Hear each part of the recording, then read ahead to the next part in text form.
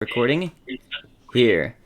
Hello and welcome, adventurers, viewers alike, to the final Shiny Boys session of the series that we've been going through. There will be probably an epilogue session after this, so this is not the real final session, but it's the final, in this current timeline, lore, episode thing, whatever you want to call it. It's going to be the finale. It's going to be good. It's going to be exciting. Yeah. I'm nervous, personally.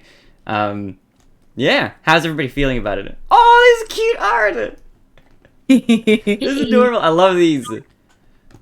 They all look like flavors of like cookies and cream that I would enjoy eating. They're very tasty. I'm feeling stressed, Mm-hmm. but excited. Good. I'm ready. Also, like the like one of my favorite arts of Drudy period is the house on legs going to leave footprints. So I thought I would bring it. That's the one. That's your note that you did. That you took the Is picture. that seriously? Yeah, that's. Oh yeah. I remember. Yeah. Oh, there was so. Oh, this is gonna be fun. my notebook with all of my really nice D&D notes has arrived from Japan, so I can get that out at some point. We can flip through. Yay! Heck yeah. I just remembered that there was. Okay, the D&D notes thing, when I revealed it to you, there's gonna be some funky stuff, because there was I think I made an entire plane that you guys avoided. I remember that all of a sudden. I did, because you went through one of them, and then I had like one pre-planned in case you went there, and then I don't know what happened. You guys just were like, "Nah, eat. We're out. We're not going there." We're like, no, we're not going there. Oh, I know what it was. It was the. We're not gonna do that. We did not follow Dariel to that one mystery plane because we were like, Oh yeah, Dariel. That's what it was.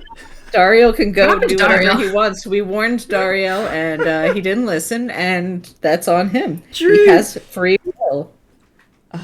I forgot about it. I forgot. Okay, yeah, that's gonna be some fun stuff. But okay. Do any of you have any predictions, thoughts, feelings? How do you think the session will go? What do you think is in store at the moment? Because right now you're in cloud form, misty form, in a I very hope big room. we win. Oh, for sure. Yeah, that's the hope. I don't think Orcus is going to come get summoned. You don't Better think not. Lucas is gonna get something? Okay.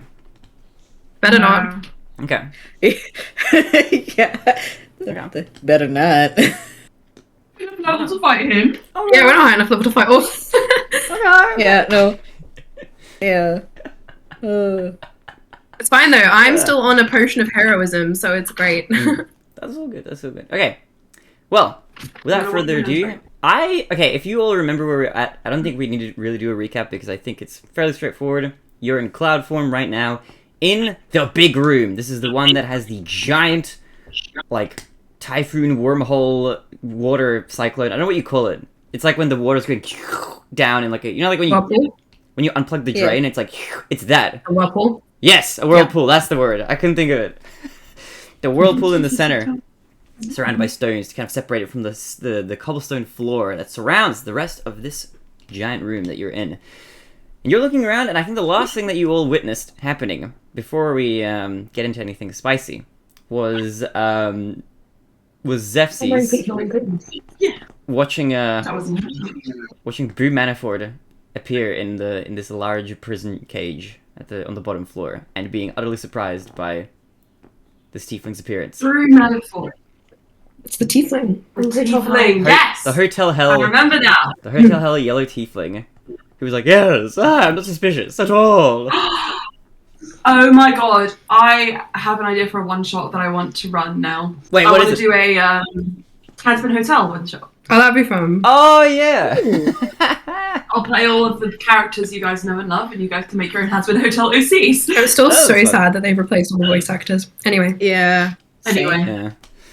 But with that out of the way, you are there peering down. Is there anything that any of you are doing or wishing to do in your cloud forms currently? Right now, in this, if you imagine this like a snow globe, there's a huge room, and you're kind of quite close to the top at this point. You've emerged through like a top passageway, so you're very high up here. The entire I would structure like of this. to roll a perception. Say again. I'd like to roll a perception. All right. And I also as well. You may, if you would like to. I will not prevent any of you from rolling perceptions, if you so desire. So please go for it if you'd like to. And also tell me if there's anything specific you're looking out for, because then that can flavor your perception check a little bit. But otherwise, I'll give you a Oh wait, that's not 22? cool stats anymore. Say 22. Hold on. Yeah. Okay, 22. Give me a second. It's probably not going to be that good, but it's going to be fine. Hold on. Hold on. Just a reminder that Judy has a plus 10. Chew. Oh yeah, we know druids. We know Sheesh. you're real good at perception. God, druids. You know, I will But say it by was the more way, so just that it wasn't a great roll. It was an average roll. Oh yeah, whenever Ulster rolls like an 8, he's like 18. Ugh. the character that I'm playing in Sorry, the 19. 19. 19. Sorry, 37. I think Jade will also 18. roll. Nice, and Jade? I want him to roll an insight check, but I'll explain why in a second. So that you can finish Okay. up with the other one. Yeah, I'll let you roll it, but let me know what you're doing with it. Yeah. Okay, so I'll do the perception checks first. So, with both of your perception checks, 18 and 22, was it? Yes. Okay. You're both looking around with your cloud eyes around at your environment. Now, is there, first of all, before I continue, is there anything you're looking out for specifically? Or are you just surveying the environment? Potential escape routes. Okay, so as far as potential escape routes are concerned, you've got a lot of different hallways and doors and corridors and things like that. See, like the one that you came through into this dome-shaped room, in the distance and splattered around, maybe splattered is not the right word, but like, they're all over the place. You've got balconies, alcoves, you've got little kind of walkways leading up, staircases they're called, to different like doorways and walkways, and it seems like there's a lot of different avenues for escape. This is like an inverted Swiss cheese, if you want to think about it that way. There's just a lot of doorways out, and there's one big room in here. There's a lot of balconies kind of lining the walls, and the inside kind of area is very like wide and open. So you can kind of see down pretty far, but it's very hard to see up from the bottom up to the balcony. So you guys are kind of, right now, pretty obscured from view for anybody who might be on the bottom floor. Aylin, what were you going to say? Well, while Core is looking for exits, Journey will be looking for, like, anything that looks like it might be a deactivation kind of thing for this big old portal. Okay, you're looking around and you see one thing that seems to be fairly connected to this portal, and that is the large runes surrounding it. Other than that, it doesn't seem like anything else seems to be very connected as far as, like, a deactivation type thing. Interesting. But it looks Does like it that this... seem like, Yeah. based on our knowledge of magic, if we were to tamper with these sigils, Yeah. if it would either cause some sort of bad reaction, or if it would just stop it. Okay, roll for me an Arcana check with advantage. Okay, thank you. No worries. Since you're already thinking about it, I'm giving you advantage because you're kind of on a good train of thought, I think. Okay, it's not. It's. Oh, sorry, no, I thought you were done. That's okay. Oh, it's just a 19. That's all. 19. Okay, so before we get into Jade's insight check, with your 19, here's what you can ascertain. Right now, it looks like that this is the kind of teleportation... Well, not teleportation circle. This looks like a sort of rune circle that seems to be kind of complete. And more so than that, the runes appear to be glowing lightly, which is a very bad sign, in that even if you do probably mess around with it, it seems that whatever ritual these runes are going to be causing has probably already started and is in some sort of, like, first phase. So you get the feeling that from your check that even tampering with them probably won't alter whatever it is that they're going to do now. Okay, So with my insight check... Insight check. Oh, sorry. I want to respond directly to that after Emma's done the thing. Alright, insight check. Let's go. With my insight check, I want to ascertain, if as best as I can, who in the room is who looks the most aggressive or like invested in the ritual at the moment, so that I can know exactly who I want to target. Okay. I get the impression I know that as Emma, but I know Jade. Yeah, I'm happy to give you information based on what you can see. 13. As much So as I not can. very good. I think that makes sense because I with the forgot 13, sorcery points now.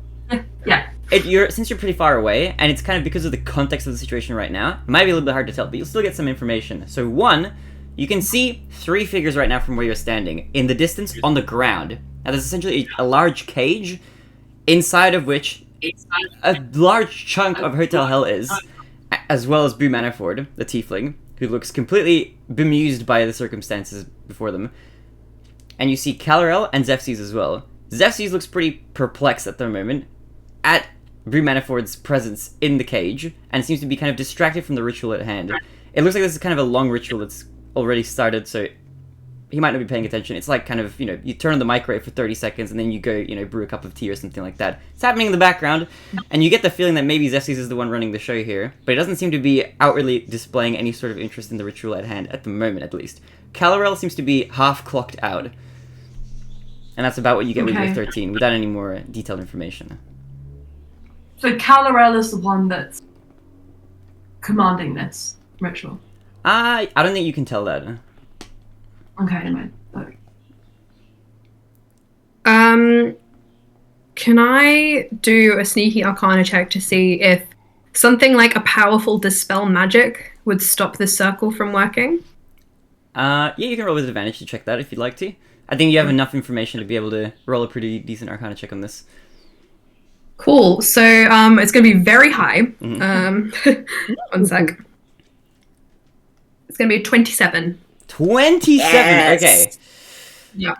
That's very smart. I think that would you rack your brains a little bit. You search through your archive of knowledge inside of your own head, and I think you'd very quickly come to the realization that a dispel magic would probably have little to no effect on this summoning circle at this point. You get the feeling that maybe Yep. No, go. Oh, okay. I was gonna say you get the feeling that maybe from the rituals that you've cast before and the circles that you've seen in the past, once the as long as the ritual hasn't started yet, it's very easy to stop the ritual before it's begun. But as soon as the runes have sort of started glowing, then irrespective of whether or not the runes are still there or if the conditions in the environment are still the same, the ritual will probably end up going through. Whatever ends up being summoned as a result of the ritual is then maybe subject to other sorts of things. If it's a sort of magical entity that can be dispelled, and that's a different situation altogether, then you think that that would have an effect. Although if it's something like a creature, like you're probably suspecting, then dispel magic would have no effect. And I think with your high roll, you'd be able to tell that for certain, with no ambiguity. So, again, I'm going to ask a couple of questions based on the high roll, which I wouldn't have the audacity to unless I rolled high. No, you roll really high. Go for it. AMA. So, do I get a sense that there's any way to stop this? And does it seem that it's not quite finished? Because I was getting the sense that they needed something else. Mm-hmm. So for both of those questions, what do I get? Okay, so it seems like for one, the ritual has begun, but it's clearly not done. So you do get the feeling that there is some sort of final ingredient still that has yet to be put into this sort of environment, that has yet to kind of catalyze whatever's going to happen as a result of this magic. So you get the feeling that if you'd like to, there's probably some way of stopping it, maybe. But as far as you can tell, it's not any sort of it's not a magical sort of intervention that can be done to kind of stop it, I guess. Okay. I would like to try something, but I'm just going to double check this spell's ability, like range and stuff. Because silly me, gave myself sorcery points and didn't actually look at how I could use those. But hold on. Small side note, based on that kind of information, also with Dreedy's arcana check, is there anything mundane that could stop this? Something physical, something concrete. Okay. Roll for, and if you want like some sort of intelligence check, I'm fine doing that. I'll let you roll an intelligence check. Just straight up. Okay. If you'd like to. Something mundane that could stop it, okay. Like, say... Also, I know... Sorry. Do you have a map that we could just look at so that I could figure out positioning in the room? I kind of do, but I'm struggling to get theatre of the mind situation.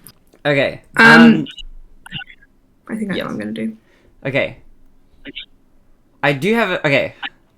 I can draw you a map. I have a map, but I can't show you the map just yet because the map is a spoiler. So, I'll draw a map and show it to you physically, like kind of what it looks like right now. So it's essentially kind of just a big circular room. Okay. And I'm going to draw like another circle inside like that. I'll draw like an X where you guys are, but you have to kind of imagine that you're elevated off this plane. And then I'll draw a little, I'll draw like a little box up here where the cage is. I'll put a B for Brie Manafort. I'll put a K for Kal-El, and I'll put an X for Zephyrs. It's a very crude kind of diagram. Okay. And that big. And we're where that little sponge is. Yeah, you guys are like this area, but you're high up, so you're really elevated, like kind of towards the camera, if that makes sense. And then this is that like that's the whirlpool in the middle, and it's kind of surrounded by like stone blocks to keep the water from like flowing out. Jade is going to drift over to hover above the 3 in like in the middle of a triangle. He's not going to reveal himself. He's just going to drift so that he's maybe 70 feet. Okay, so you're drifting over the top. Okay. There is something that you experience now as a result of flying. Okay, I'm gonna go to the loop. Yeah. Oh wait, hold on, no, you're in a cloud form. No, sorry, you didn't experience anything. Sick. I hover. We have to form out of cloud form to do anything other than checks, right? Probably. I think all your possessions also are just intangible right now. Is that right? Yeah. Yeah. Then you don't We are experience all anything. clouds. We have to be. Mhm. We have to find a safe place to transform back for a minute. For a second, I was like, I don't know why. so I was like envisioning also clouds, but remember wearing that like satchels and things. Thomas, Mhm. because Dreety would have explained that it takes a minute to transform back, I would like to possibly secure myself to the wall. Oh, okay, like the ceiling or something. I just want to hold onto the wall, and making sure that I am no more than 70 feet above. I'm going to start transforming back because I don't want this ritual to get any further without me being able to punch things. Okay. Lily wants you to pause for 1 sec because they have something they really want to do. All good. We'll chill for a little bit. Sick. Do you guys want to see some commissions that I've been working on? Heck yes. Heck yes. Okay. So The answer is it's always more various Emma art. D&D villains. So that's Oh, wait, it's not going to show. Is it? Oh, wait, I can see no. Oh, the hair. pretty. Asmodeus, Oh, what? These are cool. Kilnasi, and Glacia. I'll send them in the chat for This is you. incredible. Thank you. Yes, I incredible. went like really hard because this person paid me a lot. You can't see me flailing, but believe me, it's there. Wow. Your It's art okay, is he's incredible. starting It's to like scream really loud, so you might hear him. it's cool to it's cool to see you improve as well because you're improving at art as well. Like even though you were like already an incredibly amazing artist, you're like still getting better, which is ridiculous to see. I get to see it firsthand. I'm very happy. Yeah, front row seats. Okay, I would like to do something that's quite important, I think. Yep. Because I was tossing up doing 2 things. Yep. And I've decided to use the mislead spell again. But I want to explain why. Yep. So Cora's going to fly over to the wall. He can fly, so he doesn't need to bother about dropping or holding on. Wait, He's going in to cast platform right mislead. now, but is he changing back? He's changing back, but Okay. he's going to try and stealth. He's going Oh, to I cast see. mislead, so he's going to become invisible, and a double of him is going to appear. I decided to use this spell because I was going to use mirror image, but I think Zephyrs and Kal-El are very high, like they're very good mages, so they would be able to tell that it was fake. Whereas with mislead, you cannot tell that it's fake. It looks and acts like a real person. Okay. So as this is happening, you can interrupt it if you want, Thomas, if anything's happening.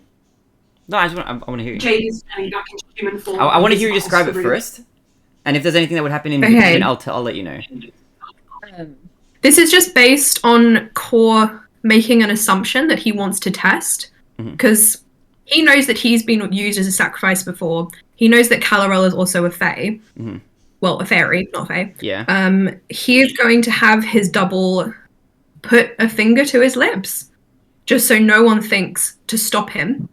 And he's going to send his double down to Kal-El and Zephyrs.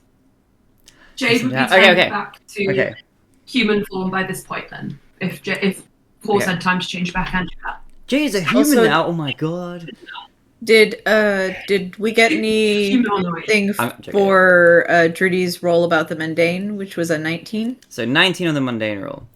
You get the Oh feeling. my god, no! Oh, Oh, yay! is everything okay? Sorry, I fucked up. Please repeat. That's okay. Welcome back. Okay, so for Drudy, with your mundane check, there is something that I think hits at the heart of maybe what Core was suspecting. With Core's roll, I think Core, you'd have you've already come to the conclusion that there's probably nothing magical you can do. However, you get the feeling, for Drudy, that maybe there could be something mundane that could mess up the ritual a little bit. And before you, I mean, there are two big components to this kind of ritual that you can see as far as you can tell. Very clearly, there are those runes. And we've already ascertained from arcana checks and everything like that, that those runes are probably, they're set in stone, so to speak. They're there, they've been used, and they're going to be starting the ritual as soon as the conditions are met. That whirlpool, however, seems to be quite satiated at the moment. It doesn't seem like the whirlpool is really kind of like firing up as if it's going to conjure something at the moment, which seems like it's maybe missing something. But you get the feeling that that's probably integral somehow to that. So it's missing a Or physical sending them a component. botched sacrifice. But I think you're both kind of, I think you're all kind of sort of, I think you're all kind of on the right train of thought right now. I think you are, the train is there, and you've all got tickets. Okay, Core's gonna send his double down. He's He's gonna act as if he is wanting to talk. He's gonna He's gonna hold his hands up when he arrives. Okay. So what kind of pose are you doing? I think he just kind of glides down, slides along the floor, holds his hands up, all his all his wings out. Also, Emma, you're Not- echoing it's not a really little bit. The sound, Emma's sound's on. Yeah. I'm hearing like double Lily. But okay, thank you all. So. Double me? How lucky. Double Lily. Because there's multiples. Yeah. True! Actually, okay, so. You head down. Now take it, sorry, what was your pose again? Or how you appearing? He's just being very, for lack of a better word, submissive. He holds his hands out, he's like... Okay. So, okay. Calorel, I think, notices you. Sorry, Zephyr notices you first. Alright? He turns around quite jarringly. Calorel seems to be kind of in a state of, like... almost meditation at this point. She doesn't seem to be, like, aware of their surroundings right now, in this very moment. Zephyr, though, turns around. You... What are you doing in here? I just came for a lovely chat. Alright, what is it? I have time. What's this funky ritual you've got going on? That's none of your business. Well, actually, I think it might be, because I know that that person there is my parent. I'm going to need to see a birth certificate. I don't believe that for a moment. Core just looks at his wings, looks back, is like, you really think the odds of having two fairies in one room? I jest, of course. How did you find this place? You built a giant lab on the bottom of the ocean, in the middle of Forhella Atoll. Well, yes. I'm very but magical. I could sense it was here. This place is not inhabited by powerful magic users like yourself. So I'm still curious. What brings you here? Anyway. And Core, there's a Well- at this point as well. There's something that on your real person, and Jade on your real person too, that you both feel. And for Drudy, I'm guessing that you're still in cloud form, right? Or are you transforming? She's going to look for a place to transform back, Yeah. but she also wants to. I don't know. Can I do an like a sneaky little investigation check on Zeph's? Because if there's a missing component, odds are it's on their person. Okay, are you doing this in cloud form up close to Zeph's, or are you still really far away? Because if you're far away, that's going to be almost impossible to investigate this person that far. I mean, it'll just seem like a light breeze. Okay. Yeah, you can go for it. Sure, go for it. Roll me an investigation check in your misty form. It's gonna be like this mist kind of surrounding suddenly. It's dramatic. It's like being in a sauna. So So that is an 18. 18. Okay, with your investigation, looking around and inspecting Zephses for any sort of interesting items, there is a very sort of strong magical sensation that you feel emanating. Not from Zephses, but from Kalarel. In which case, I would like to investigate Kalarel. Okay, continuing on. Would you like to carry on that investigation check? I mean, I could potentially roll better, but I could also potentially roll worse. I'll let you carry it on if you'd like to. Carrying that one on, there is a very strong sort of magical sensation. Emanating from around where you would assume is Kalarel's neck or chest area, sort of right here, where you might wear like a necklace or a pendant or something like that, in that sort of position. But I don't know if I don't think you can see through like the cloak that Kalarel might be wearing, which does seem to have the same sort of, again, that also has the same magical aura as it did before, although now he does also have this extra. They also have this extra sort of magical. Yeah, if Trinity can kind of pinpoint an idea of where, then she's gonna just try and find a stealthy place to transform back. Okay, you have a lot of fairly nearby the group. Yeah, okay, you have a lot of sort of, I mean, there's a lot of corridors and things like that on the bottom floor, so you could kind of hide in one of those if you'd like to. Just like maybe 30 feet away or something like that. And you transform back? Let's go for a 60 feet and you can find one about back. 60 feet. Alright, so you transform back out of the view of everybody else. Yep. And as you do, Core, the real Core, Jade, and Fadridi. I think also... Well, actually, hold on, the NPCs are here. I forgot. Okay. I think that... Tamar. And Ilaria. And Ilaria. Yep, the three of Ilaria. them. Yeah. So the three of them... I mean, it's good that Ilaria is here. She's arguably probably the most competent out of the NPCs, probably by a long shot. She's gonna save everyone. But okay, so the three of them are there as well. Fadridi, are you trying to be on your own? Not necessarily. She just wants to find some safe place to transform back. Okay, I think Ilaria would transform back with you, and I think Tamar and Everest if they would followed pick a different us, corridor then... and transform on their own as well. Also, just a reminder, Tamar does not have his axe. Yeah, you took it from him, I think. I think he That's also correct. doesn't have his javelin. He threw... He does have his javelin. You didn't end He up has doing his that. javelin. He Oh, didn't throw it. okay, Yeah. okay, I understand. We negated that nat 20 with something else. Yeah, okay. As this is happening, Core is like, my friends are coming, so we should make this quick. And as you say that, and as he looks at you about to say something, as Fadridi transforms back, all of you feel a very strange tingling sensation wherever you have your stone on your body. So for Jade, that's from within you. Core, I'm assuming that you have it around your neck in a necklace, kind of, because that's where I remember you having He's got it in his face, Oh, he's got it actually. in his face now. You feel like it's Yeah. like a phone vibrating that you've got a notification, but it's coming from within your face. Oh, I have two. No, he's got one. He's got one. I think you've got matching stones on the other side. But No, he's got two. He's got two. Because He's got two in his the- face. Yeah, he's got two Yeah. of the stones in his face. I think it's the D12 and definitely the D6. Yeah. He does have two, I I think. feel like Jade would have suggested we give one to Driti. But Core Trudy put them in has his the face, so you would have had to pull it out of his face. Alright, Core, your face vibrates a lot more. And for Fadridi, your D8 also His face. vibrates quite a bit. And as it does, you feel... Now, you're hiding out of the way right now. But you start to feel like you can very lightly, you can start to see through the walls a little bit, and they start to become more translucent. And everything starts to sort of fade a little bit. As the room starts to sort of almost transform. Zephses looks around. I understand. I think I understand exactly what's going on. You and your friends. I see. Well, this will be interesting. And as he looks around, the walls come down, essentially. They start to fade away, as if you're turning down the opacity on a layer. And you're left in this sort of large void that looks like it's filled with water. Water all around.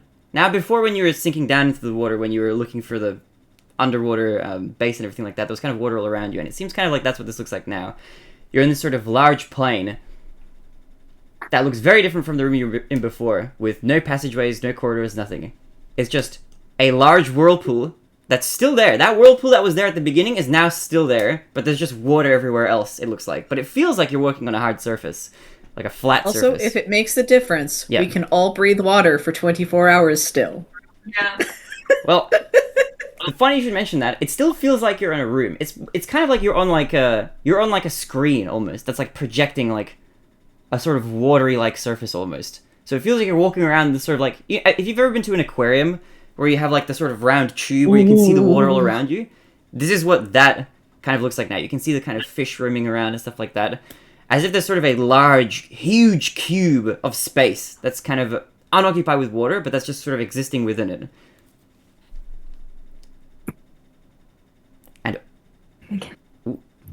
And all of you, right now, who are around, all of you are visible. Now, there will be something that happens to Jade in just a moment, because this will be a crucial component to this room transformation. Something bad that happens to Jade. Well, not necessarily bad. It's just neutral.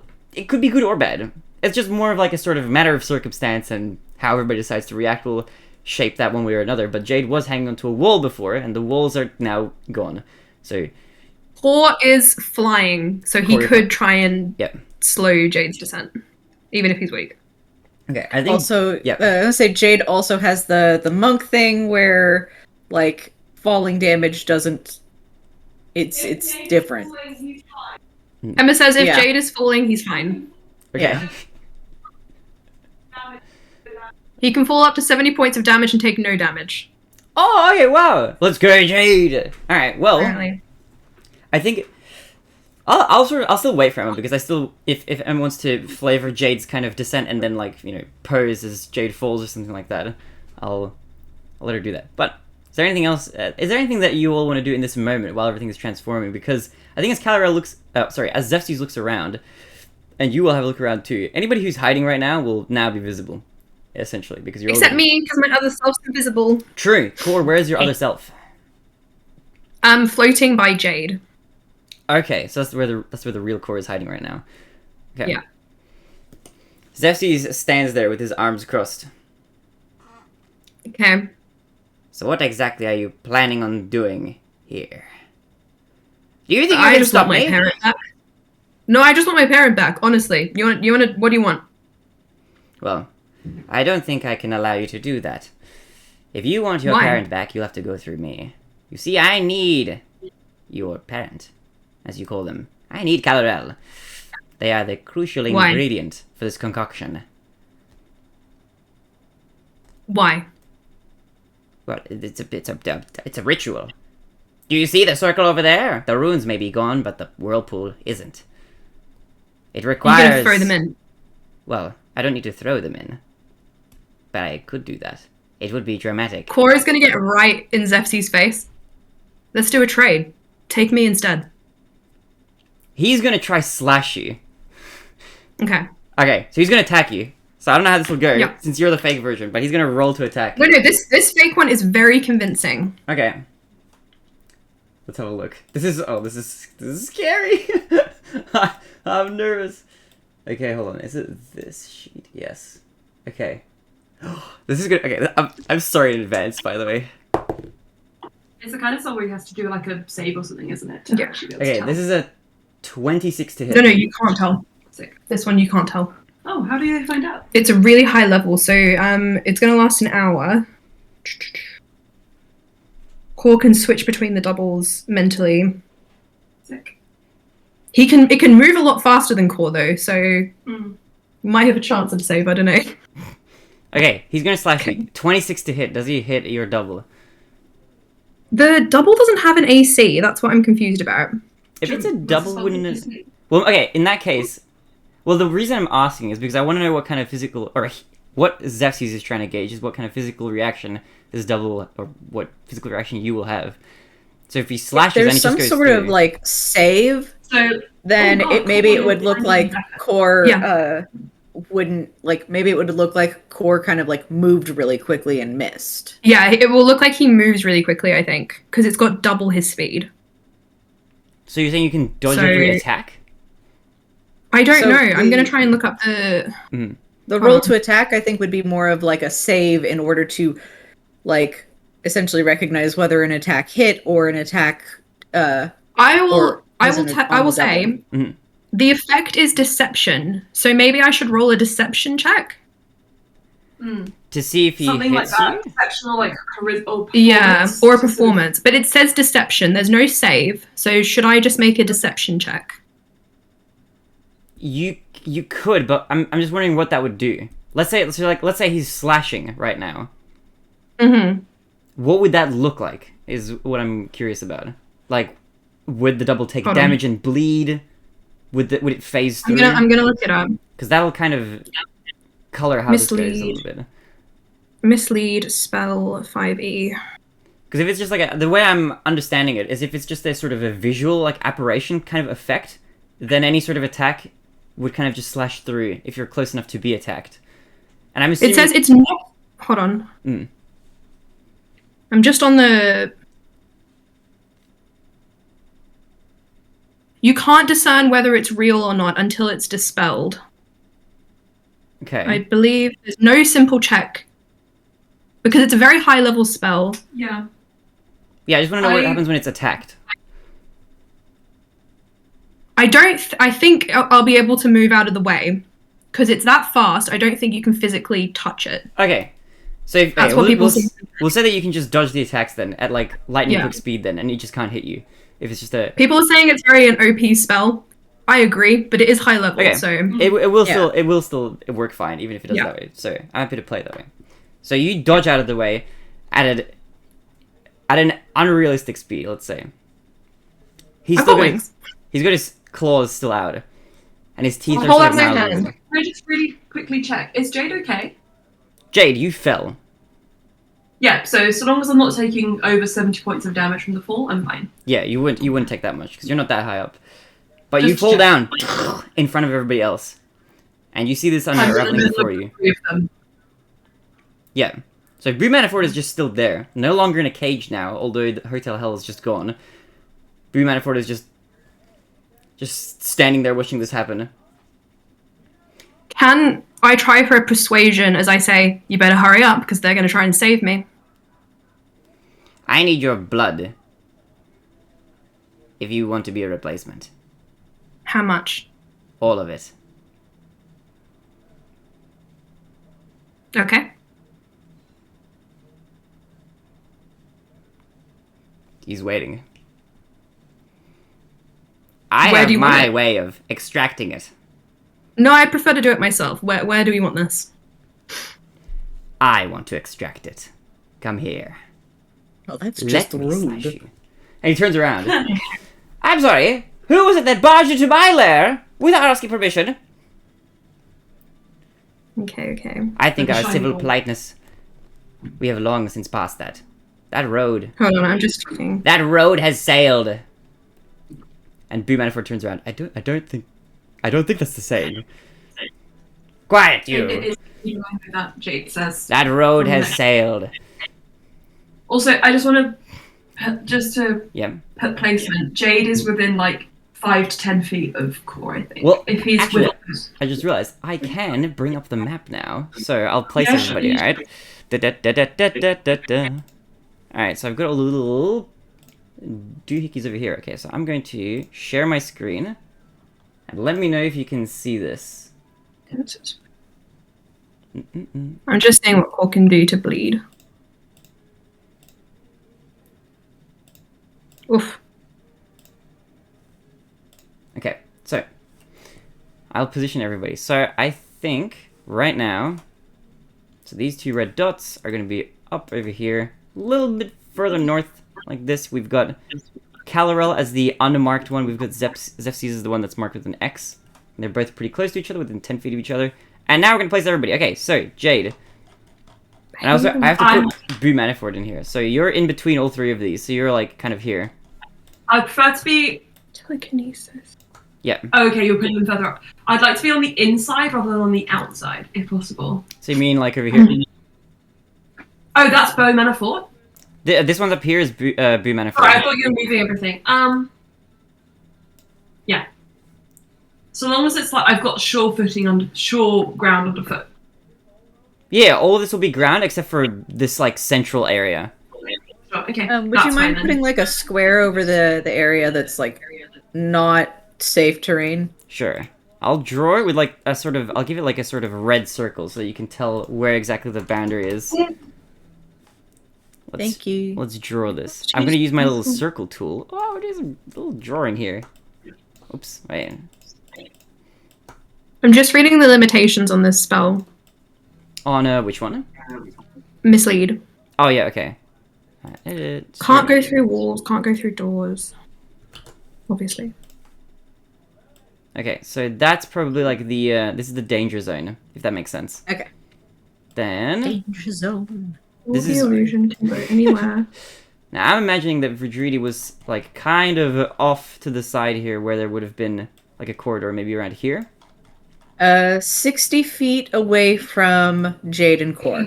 Okay, so if Jade is over here, we'll do 5, 10, 15. But maybe on the other side, Okay, if possible. 5, 10, 15, 20, 25, 30, 35, 40, 45, 50, 55, 60. Over there.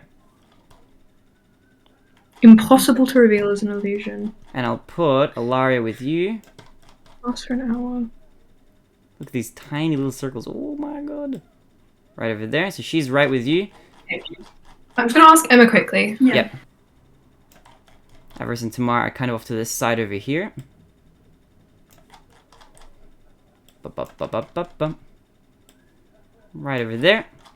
And Core. I'm guessing you're right where... Well, there's two of you right now.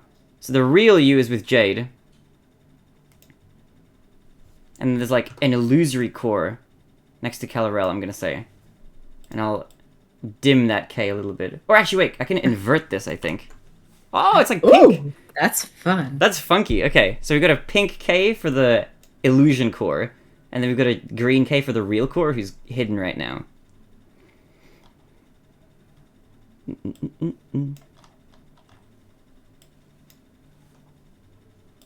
And then we've got that whirlpool in the middle. I like to think that it's making sort of an ominous, kind of like low rumbling ambient sound in the background, just...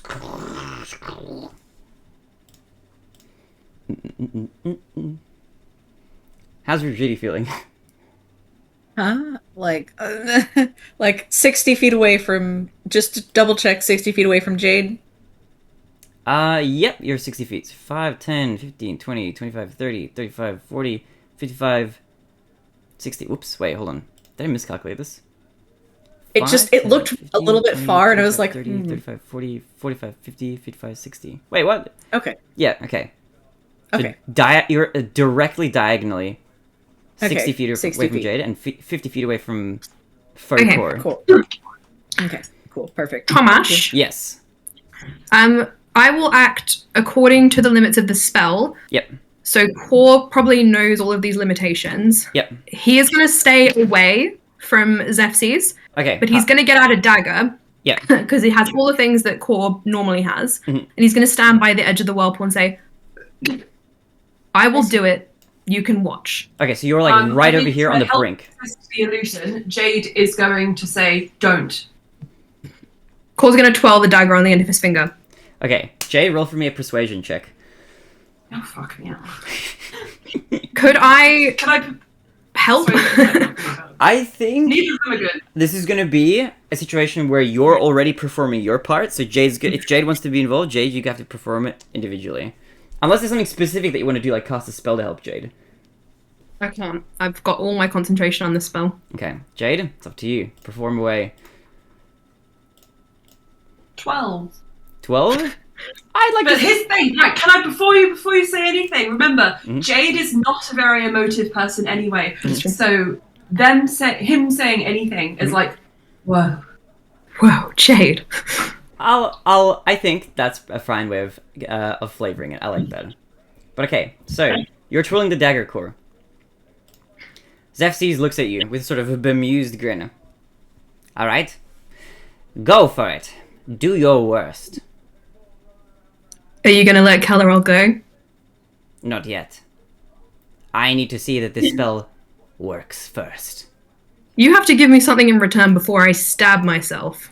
I don't think I do. I think I have the upper hand here, quite frankly. And I'm not so sure I believe you. Why not? do I have any reason to trust you? You have every Because reason you've to got want my to deceive me. parent. Yes, I know. I just Why want I them have the back. upper hand. I just want them back. Let them go. No, not yet. Once I see Orcus's horns pop through the portal, then you may take your parents back. But until I see that, I am not letting them go. And he looks over to Calarel, who's zonked out, kind of in a trance. Sorry, I have a thing. Yes. Whilst this conversation is happening, because I think it's kind of funny, and Jade is right here. Whilst Calarel and Jade and Zephses are kind of not Jade. Oh my god, I can't speak. All these names. Don't worry, I do that too. Zephses and Core are like engrossed in conversation. Jade might just take a step back, like acting as if he's like really hurt and wounded by the fact that Core might do this to himself, and is going to scoop up Calarel and just frolic over to Brudruti. You're gonna scoop up Calarel. Okay. Run away like 60 feet. Okay. Well, 55 feet, because that's as far as you can go. So you're trying to... Okay, I need you to roll for me a sleight of hand check. Can I please go for stealth? Yeah, you can go for stealth. I'll allow that, yeah. Go for stealth. Be as stealthy as you like. Hang on. This is super bizarre. I love the flavor of this, like, this serious situation. Core's trying to negotiate to get his parent back, and Jade's here like, can I just like, that would be funny. I like it there. It's good. It's good flavor. I think I've already done Merge with Stone today, so I don't think I can do it again. It's 19. 19. Okay. I think that's you're pretty stealth at the moment. It seems like. I mean, there's not much to stealth to you, but you're trying your best to be. I'm just going to go to very quietly. Yeah, I think you're being light-footed, which is fine. So, I think you're currently in. Okay. I think you'd be able to do this because Zephses right now is very engrossed in conversation, and he's probably walked over a little bit. He's a bit closer to Core now, and he's looking at Core. So you're kind of out of his line of vision right now. So if you pick up Calarel, I think you'd be able to run to just about maybe halfway with your stealth before Zephses just naturally turns around to look at Calarel. What are you doing? And then I would like to run the rest of the way without stealthing. You! Alright, Jade. It's just like an anime scene where the village turns around and okay. What? If you're running away, I think now will be the time where I'll need you all to roll initiative rolls for me, because I think you'll be entering initiative, because Zephses will be taking some proactive moves at this point. So, roll away. I'm going to roll for everybody else as well. Oh my goodness Tell gracious. you what, I am doing my victory T-pose because maximum healer initiative, almost. I was trying to get to Druti so that they could be saved. Okay, hold on. So this is going to be... okay. So, this is this number. Oh my goodness. Okay. Okay, Calarel is not going to enter initiative just yet, because Calarel is, not, completely aware, so Calarel won't be rolling. But I will roll for the other NPCs. When?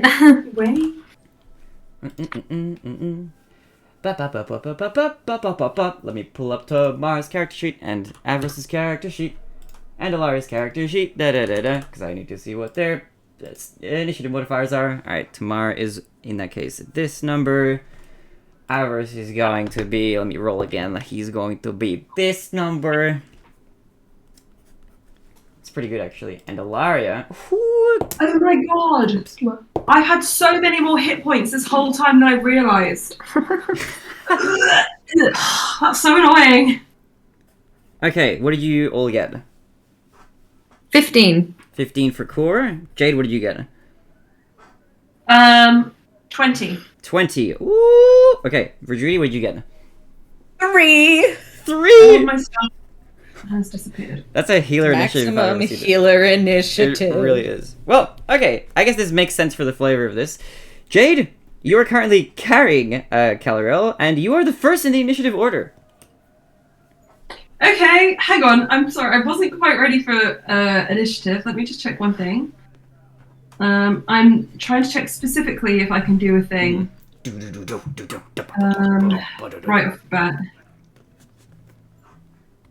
Oh, it has to be melee. Okay. Like, what I think I want to do Yes. is I would like to run all the way to Driti with Calarel. Yep. I would like to... So that's, what, 5, 10, 15, 20, 25 feet? Yep. I'd like to drop Calarel in front of Vidriti, and I'll just say, maybe you can do something.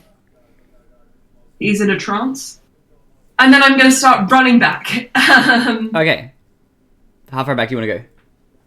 As far as I can go. So if I've used 25 feet, then I can move 30 feet. Okay. In which direction do you want to head back? Back towards Zephy's. Towards FC's. Towards Okay. 5, 10, 15, 20, 25, 30, 35. Oh, I can only go 30. Oh, 30? Okay, I'll just move you up one square. Okay. Cool. Alright. Alright.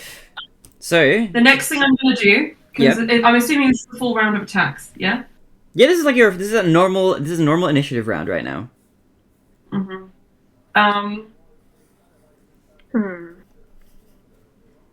I am going to... Let me just see.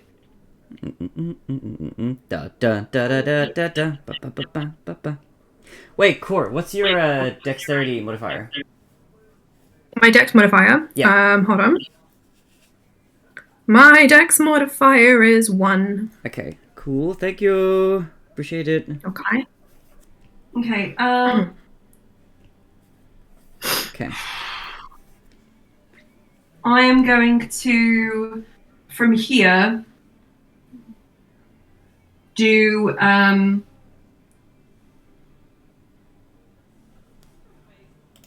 yeah, I'm going to attack him 4 times with my Radiant Sunbolt. Okay, So, what's the range of that?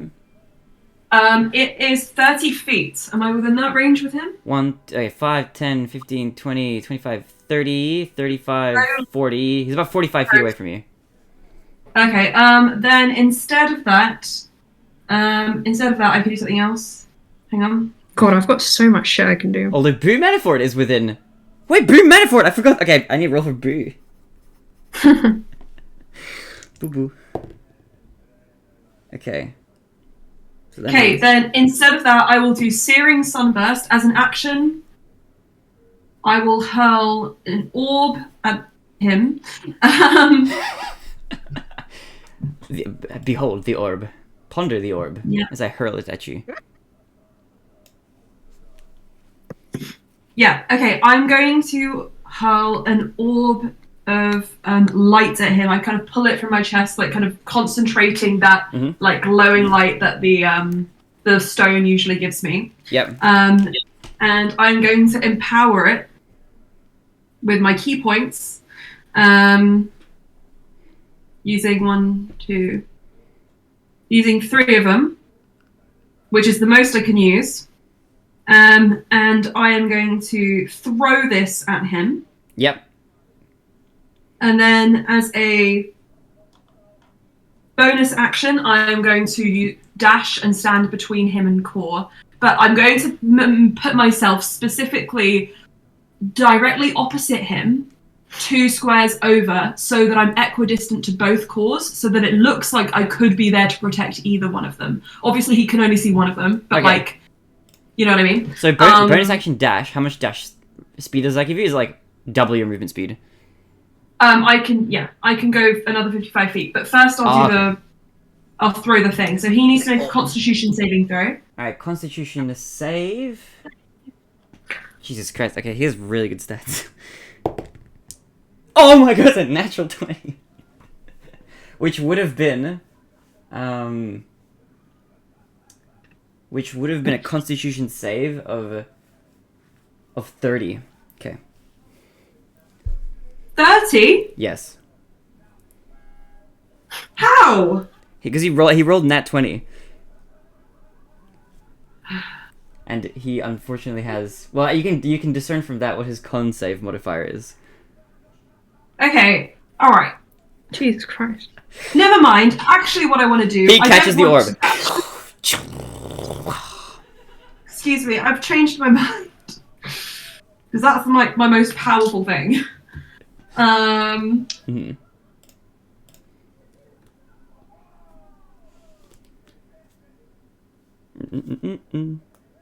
Fucking hell. I don't want to use all of my key points like right off the bat though. Hang on a sec. Mhm.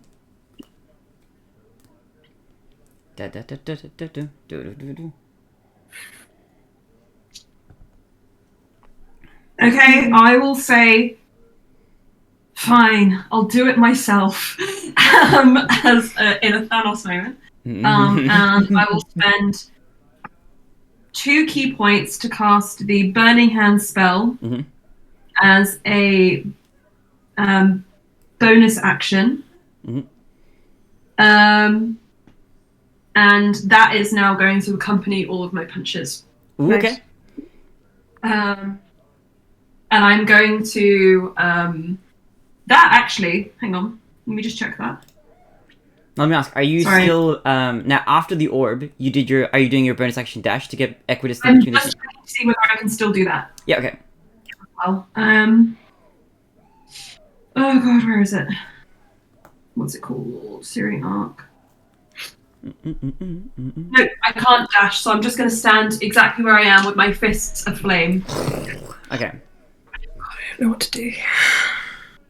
I think so. With that orb that you throw, I think when you throw it at Zephyrs, I think he gets ready for it and he catches it within his claws as it fades out, and kind of crushes it down into nothing almost. And an intimidating sort of gaze in your direction is cast. And Jade, if there's nothing else you'd like to do, we will move to the second in the order, which is somehow it's Avarice. Okay. He rolled really high for some reason. I don't know why, but he did. So, Avarice, what on earth can you do? He's so low level. He leveled less than the other NPCs because he's been with you less. Okay, hold on. He's kind of far away, but he is going to run towards Zephyrs, I think. He's going to attempt to dash, which will give him 60 feet of movement.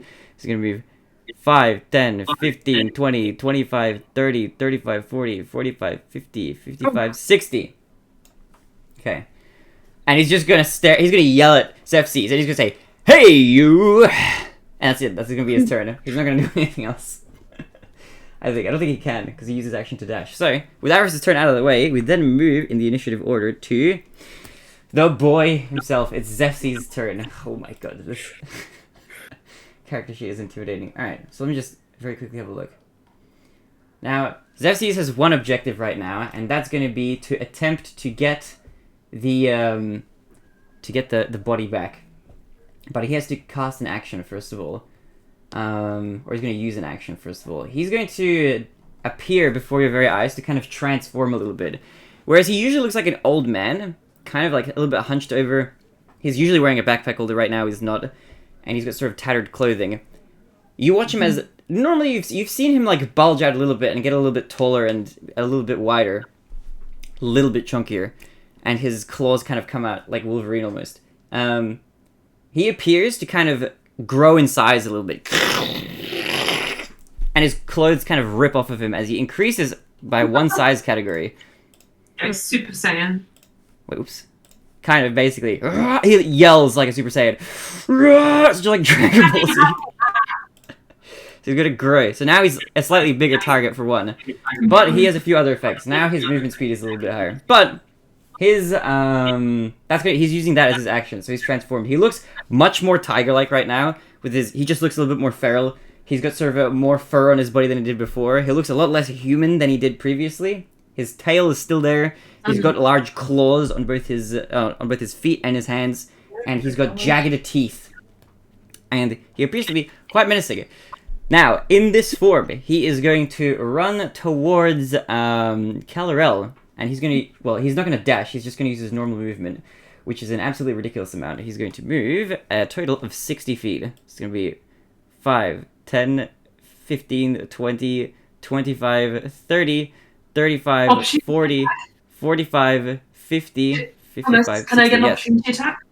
Oh, if he passes by you, yeah. Hold on, let me control... Okay, wait, hold on. Let me just 5, 10, 15, 20... 25, 30, 35, 40? So, like, 30, at 30, when he's moved 35 feet, I think he's, like, within 5 feet of you. Okay, it's 24. To hit? Yeah. Okay, hold on. Where is this man's AC? Yeah, that hits easily. Sweet. And then the Burning Hands. Dexterity saving throw. Dexterity saving throw, okay. It's very good again. But his modifier is not as good on this one. It's a 24 to save. Oh, not as good. It's not Obviously, it's not defeatable, right? No, look.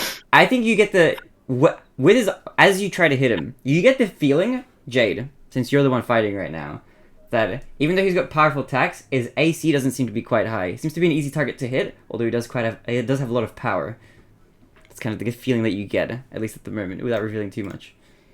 But in battle, that's kind of information I think you would glean from having attacked him a couple times. And anybody else who does try to, I think, would gain that information soon as well. Although without having attacked him, that's hard to tell initially. But maybe just from watching Jed, I think you would maybe be able to kind of intuit that as well. Sorry, it was 26, actually. 26? Easily hits. 7. It's not very good.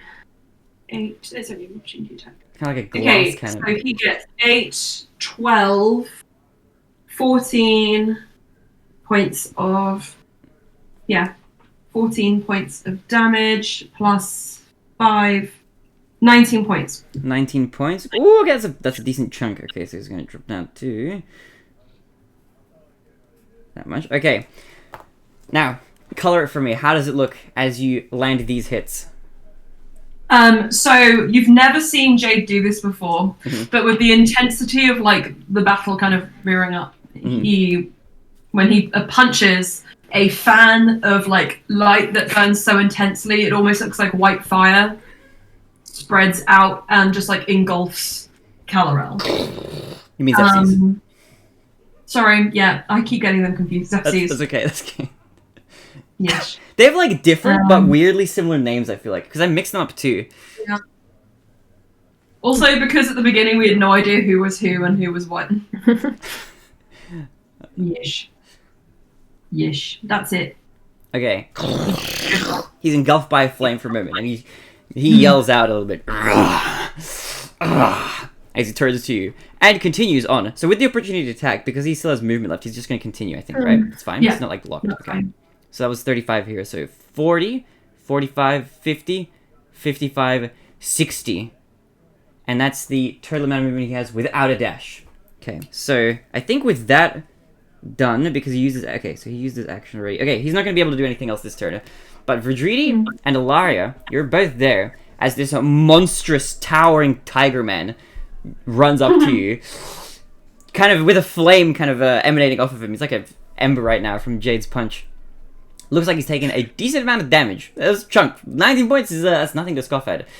But he does look like quite a powerful monstrosity right now. And he's right before you. He's within 5 feet of both of you and touch range from Kal-El at the moment. But he has not yet attempted to do anything as far as picking him up. So, with that out of the way, with Kal-El's turn done, we move on. Sorry, with Zephy's turn done, I'm doing the same thing! Oh no! I don't know why their names are so... okay, it is Ilaria's turn. Okay, Ilaria is not messing about. I think right now, she is going to take the opportunity here to do some sort of attack. Oh, no, actually, wait, there is something that she wants to do. Okay, she's going to do this as an action, I think. And she's going to use her... I'm going to say she's going to use her whole turn to do this. Because this is more of a... this is less of an official sort of like... it's an action type deal, but more of a sort of a... well, I'll just kind of describe what's happening, but Ilaria is going to take her turn to do this. She's going to use her turn to attempt to kind of bowl, like lawn bowl almost, a potion to each of you. Well, not to every single one. She's not going to roll it to Zephy's, Kal-El, or Boo Manafort, alright? Boo's just here in the initiative order.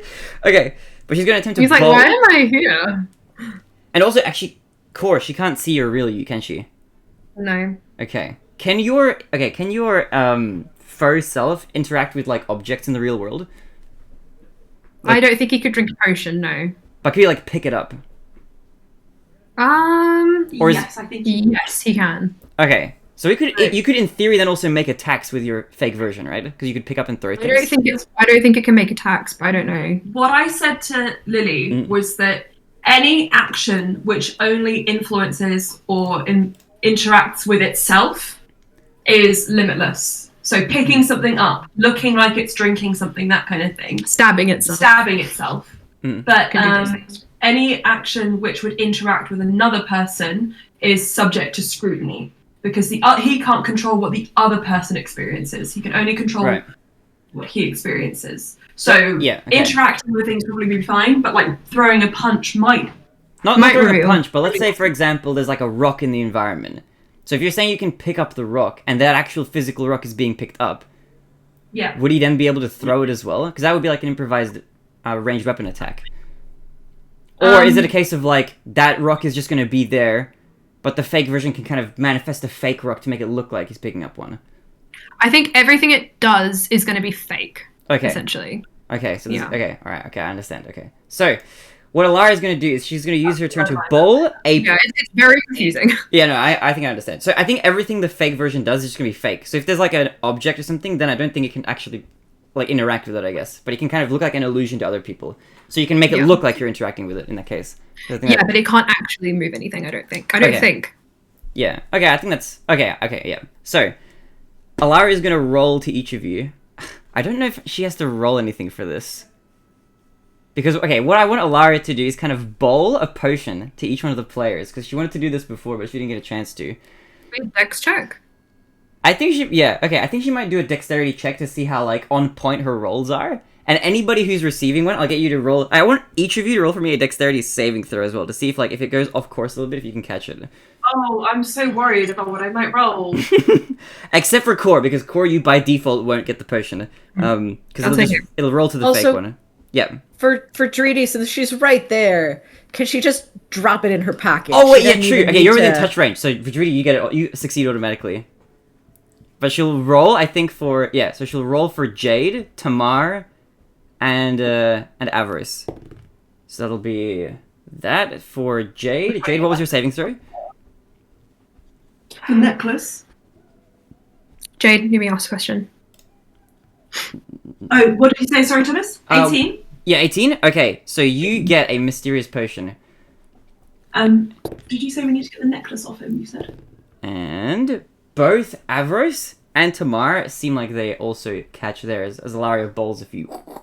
Now, Core, she will roll one to you. However, it's going to roll to the fake one, so it's probably just going to stop by... Could I try and intercept it as my fake self? Well, as my real self? You could... Okay, roll for me a dex saving throw. Because you're close enough on that trajectory where if she rolls it, you're, like, kind of in line. Natural 20. Natural Hell 20? yeah. Okay, I think you're able to do that. I think you could, like, Okay. kind of swerve and, like... Because if you're flying as well, I think you can just make it, I like... can fly, bitches. I'm you can so fast. You can sweep and collect it up. Yeah. Also, with the Ring of Evasion, it would have been an auto success as well. Oh, But I didn't use it. True. It's true. I used my natural 20. Super dex. Super dex saves. Well, actually, that's fair because I think you only get 3 charges per day, so you're saving a charge Yeah. effectively. Yeah. I've already used the ring once. It's 4 charges, isn't it? Oh, well. Is it? One very sure. Is it 4 or 3 a day? I think it's. I don't know.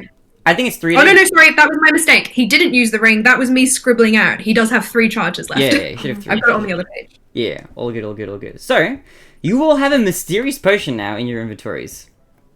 I don't remember if we've actually done this potion in the campaign before. It's sort of a fluorescent kind of color. But I'll let all of you just kind of out of initiative roll a free Arcana check if you'd like to see if you can recognize it as you pick it up. This is sort of just like a quick time event effectively rather than like a Fun. initiative thing. Arcana. 21 on Arcana. I'm not 21, very you recognize good. it. 17. 17, you recognize it as well. And Jade. 14. Say again. 14. 14, you still recognize it. I think you will all recognize this is a custom potion that I don't know if it exists, but it's a potion of long rest. And effectively all it does is if you drink it, it gives you the effect of having had a long rest. Instantaneously, basically. So pretty good. Okay, so can I ask, is that going to end any effects I have active? Because I'm currently using the Burning Hand spell. It wouldn't. Okay. Okay. I'm just going to It give myself just- a quick long rest. It'll be effectively like you'll restore any sort of slots that your magical energy in the game essentially would kind of be restored completely. You feel reinvigorated and your health will return back. Long rest, yeah. So a potion of long rest. I know that those have existed in the campaign before. I just don't remember if we've come across this before or if we skipped them. Okay. Again, bitch. So, with that out of the way, with Ilaria's turn done, we then move to Core. It's your move. You are next in the initiative. How would you like to proceed? I would like to move my real self. Yes. Who is currently invisible. Chuck the potions of bonus action. No, because I want to save that so I can do a 7th level and then get it back. Exactly. Yep, that'll work. Yep. Yeah, Cora's gonna move within 60 feet of Zephy's. Okay, so Zephy's is over there. So you're moving diagonally up to the left to get closer. Yeah. And you want to be within 60 feet. Yes. Okay, so that's 5, 10, 15, 20, 25, 30, 35, 40, 45, 50, 55. You're already within 60 feet. You don't have to move. Oh, easy. Then my double will move beside me, but about 15 feet away. In which direction? Doesn't matter. I don't mind. Okay, so I'll put your double here then. Yeah. And I'm going to yell out, Zephy's! And then I'm going to cast telekinesis. Oh, okay. What does that I do? would like you to make a strength check. A strength check. Okay. Yeah.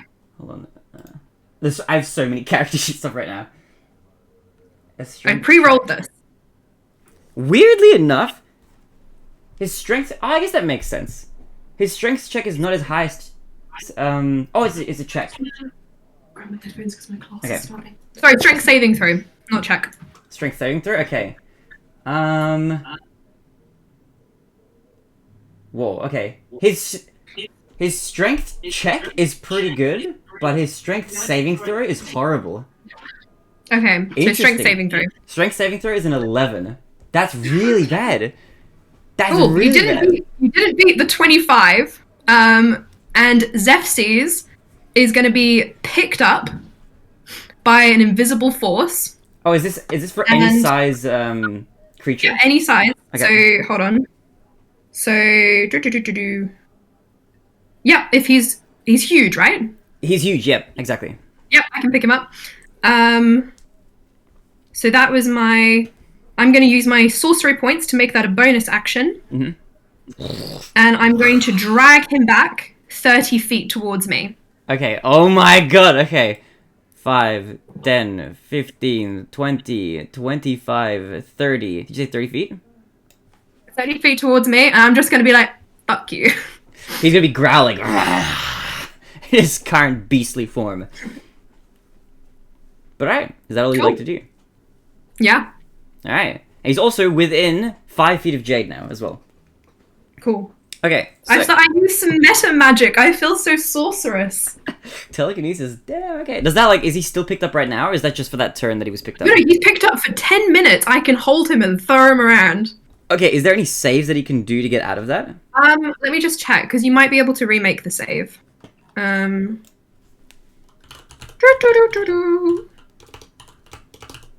Telekinesis. It's every round we're gonna remake that contest. Okay, and 10 minutes is Jesus Christ. Okay, every round of combat is 6 seconds. 10 minutes is. Also, my double disappears when I do this. Oh, your It's double 100 rounds. 100 rounds. That's okay. There's no way there's 100 rounds of this combat. So I'm just gonna say he just picked up. Okay. And do you respawn in your current position? Yeah. Okay, so you're visible again once again. Hey, cool. All right, Core. With your turn done, if there's something else you'd like to do, we are now going to move to the 6th person in the order, which is Tamar, who still has his javelin. Let's go, Tamar. Let's go. All right, he's going to run towards the Zephy's that is currently picked up. All right, and he's going to run. Let's have a look at how far he can run. Oh, Tamar's kind of fast. Okay, he's going to run 40 feet. 5, 10, 15, 20, 25, 30, 35, 40. He's within touch range. And he's going to attempt to stab with the javelin. So let's see if this hits. Oh, let's go, Tamar! He hits! Nice. This is the first time in the campaign he hit something, maybe. I don't even know. I feel like it missed everything. What did he roll? with his modifiers and everything? He rolled a 20. Oh my god. I just rolled way higher, but he rolled a 20. It's a 17 plus 6. 23? 23. He rolled 23. 23. 23 to hit with his javelin. Thank you. So Just wanted to keep, my hit-miss tracker going. Oh, you have to figure out what his AC is? Yep. I got you. Okay, so that's going to be 8 points of damage. Take that, Zephyrs. Oh my god, you are literally going down right now. You are going to be absolutely demolished by this group. So that minus 8 is this. Yep, cool. Alright, so with Tamar's turn done, we move to 7th in the order, which is Boo Manifold. I think Boo is going to walk. He's not gonna attack. He's not gonna be antagonistic. He's going to walk 30 feet effectively towards you, Core, but past you a little bit. 5, 10, 15, 20, 25, 30. So it looks like he's walking towards that center vortex of water. I have clocked him. I'm like, He looks back at you and he winks. But he doesn't seem to use any of his other actions this turn, or at least... I'm not into creepy tieflings, just saying. With the Boo's turn out of the way, we move to the final person in the initiative. With the healer initiative roll of 3, Virginia, it is your move. How would you like to proceed? So that was a 2 on the dice. I'm so proud of that. Oh my god, that's peak healer initiative almost. Peak healer initiative. Okay, so... Dreedy's a druid, no excuse. That was just Dreedy. She can heal though, I think. Yeah. No, but healer initiative is only for clerics. I guess. No, it's not. It's for all healers. No, druids can roll high initiative. I'm gonna give my hot true. take that I'm gonna get cancelled for on Twitter, alright? I reckon everyone can roll healer initiative if it's just bad enough. It's my take, Yeah, alright? if you're a healer, then you can roll healer initiative, and I think... Which is why Allstair rolls high initiative and Dreedy rolls low initiative. Yeah, because Ulster beats the shit out of people. Yeah. Alright, so Vidridi, how would you like to proceed on your turn? You Yes. know, I have to join passively, I have to listen to a class, but I'm still okay. Is that okay? But that's it. Oh, okay. Emma just needs to be there, doesn't really need to... I don't good luck. have to participate. I just need to be, like, on the room. Okay, So, if there's anything that you need to do, like, take a moment or anything, just let me know. Heaves, if they say my name, I have to be able to say hello. Hello, I'm here. I'm paying attention. Alright, well, Vidridi, how would you like to proceed? Hey, so I'm about to make you draw stuff on the map. Okay, I'm ready to draw. I've got my mouse out, and I'm gonna make a new layer for drawings. I'm ready. So y'all see Dreedy take on this very like dryad form Ooh. as she casts Guardian of Nature for her bonus action. She gains 10 temp HP, makes con saves at advantage, dex and wisdom based attack rolls with advantage, and this is the drawing aspect of it. While you're on the ground within 15 feet of you is difficult terrain for your enemies. Oh, I see. Okay, I'm gonna give you an aura. So, Would you like a purple aura? Yeah, 15-foot aura around Dreedy. Okay. It's 15 this way, 15 this way. It's just gonna be like a big square, I think, yeah, because of the square grid. Hold on. I'm gonna move this down to make the square. Oh. There we go. This is so scuffed. Okay, if the center point is here, let's put a little X. So it's 15 feet this way, 15 feet that way. Alright, okay. Tell me you haven't seen a more professional D&D campaign. I love it. This is great. There we go, right there. I think that's... Yeah, okay, there we go. And then, with her action, she's going to essentially... She's gonna kind of not yeet so much in the sense of throwing, but reposition Colorel to be behind her. Okay. Yoink. Like, at a Colorel's little, pretty skinny. little, like, maybe a little bit behind Ilaria, actually. Okay. There we go. Yeah. All right, just a little And scooch. while she moves him, she's gonna reach in and try and grab that amulet. Okay. Now, so Calarel is currently wearing a cloak, and as you try to reach in, you seem to be stopped by the force of the cloak, almost magically, as if it's preventing you from being able to get behind Like it she's into his person. she's grabbing behind, like by the. The cloak won't This is let you not the pull it up. scruff. The If you imagine, You what might is have to spell some the magic. collar yeah, I get what you're saying. You're to trying try to and pull it out. You're trying to pull it out so you can like kind of like this. Yeah. But the cloak prevents you. As you try to pull it away from Calarel's body, it kind of magically sticks back to prevent you from being able to to get anywhere effectively. And you get the feeling that maybe this cloak is... I mean, you've interacted with it before. It was magical when I think you were interacting with it in cat form before. But you get the sense that it's a bit funky. At form? When was Calarel a cat? No, when you were a Tressum.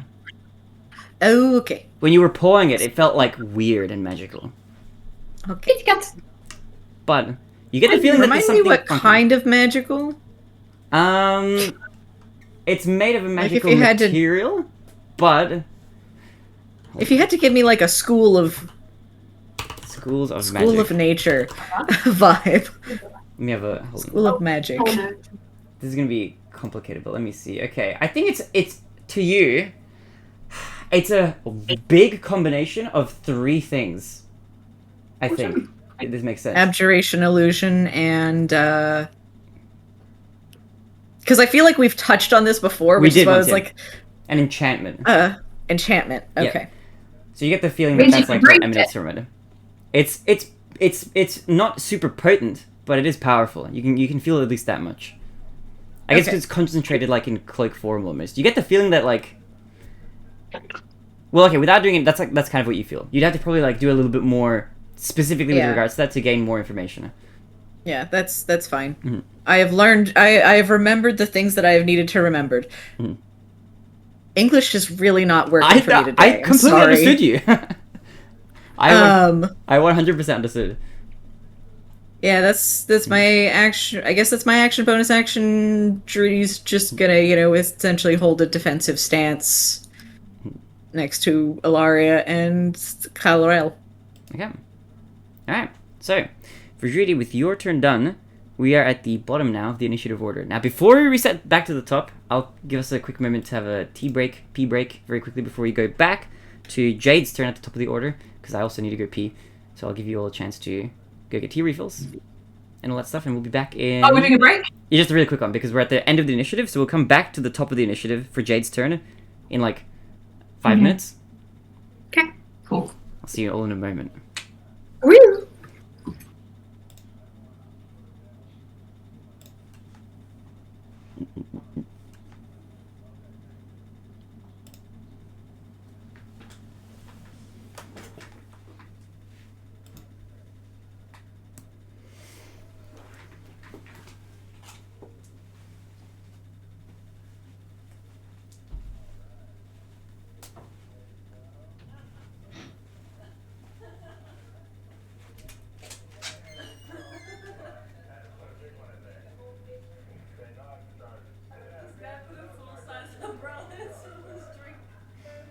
This dude, his name is Bois, he does vlog creations, but their pranks are funny as.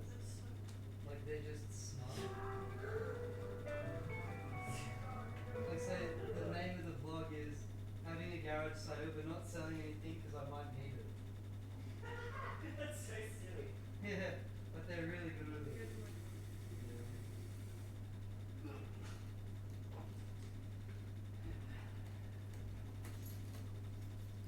Do you want to watch some of it with us? I'm in the middle of a D&D session, so I can't. We just have a quick break going.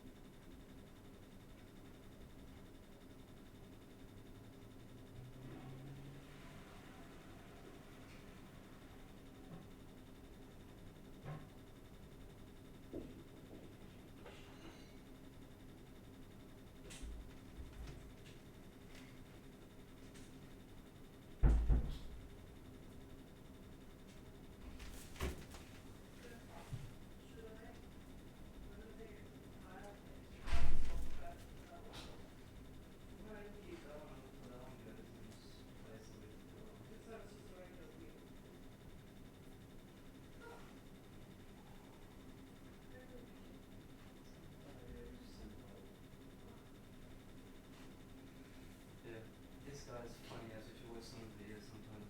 Yeah, we should. I'll hit you up for it once I'm not in the middle of adventuring. Oh my god, Jesus Christ. Wash your hands. Wash your hands. Wash them. I'm just gonna get this over.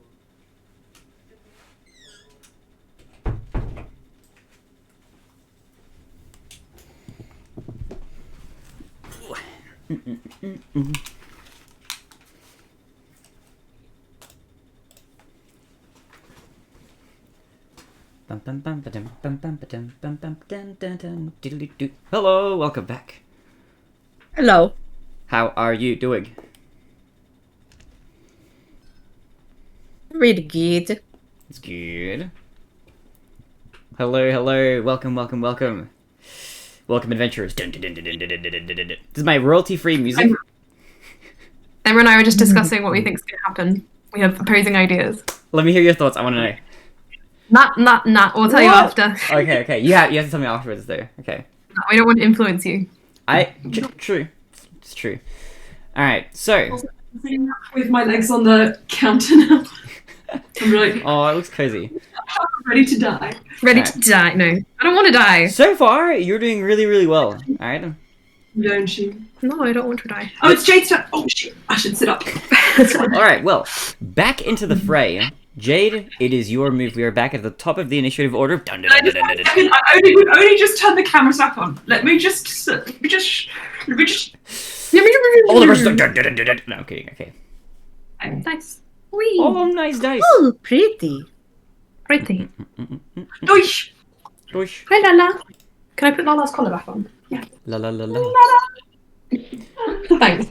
Welcome back to the Shiny Boys. On the last session of Shiny Boys, we saw ourselves, our adventurers, fighting an unstoppable demon. Zephyrs. Will Zephyrs make it out alive? Will he not? What will happen? Only time shall tell. This powerful boy, will he be able to overcome the power of the Shiny Boys, or will he succumb to their almighty might? We shall find out. So, recognizing that this potion is a potion of long rest, Yep. Jade is going to do something kind of wild. Oh my god, okay. Um, I'm scared. and he is going to. So. Mhm. Okay. Let me just figure this out. Go for it. You Properly. give all the time in the world. Any bonus action. Okay. Strength saving. Okay, so on Zephy's turn, when it comes back to Zephy's, he's going to make a strength saving throw. Is that right, Cor? Correct. Okay. Okay. Gonna. So, Oh, I rolled even better. Jade, being Smart. right in front of Zephyrs. Yes, you are within 5 feet. Yeah. I have a small, Sorry. quick question. Yes. Not to interrupt. But it may affect. So is Zephyrs technically restrained or grappled in any way? Restrained, I think, would be the right word. But he can still cast spells. Okay, so Jade's attacks would be with advantage then. That's all I wanted to Yeah. really make sure about. Well, I'm just... Yeah. Double check.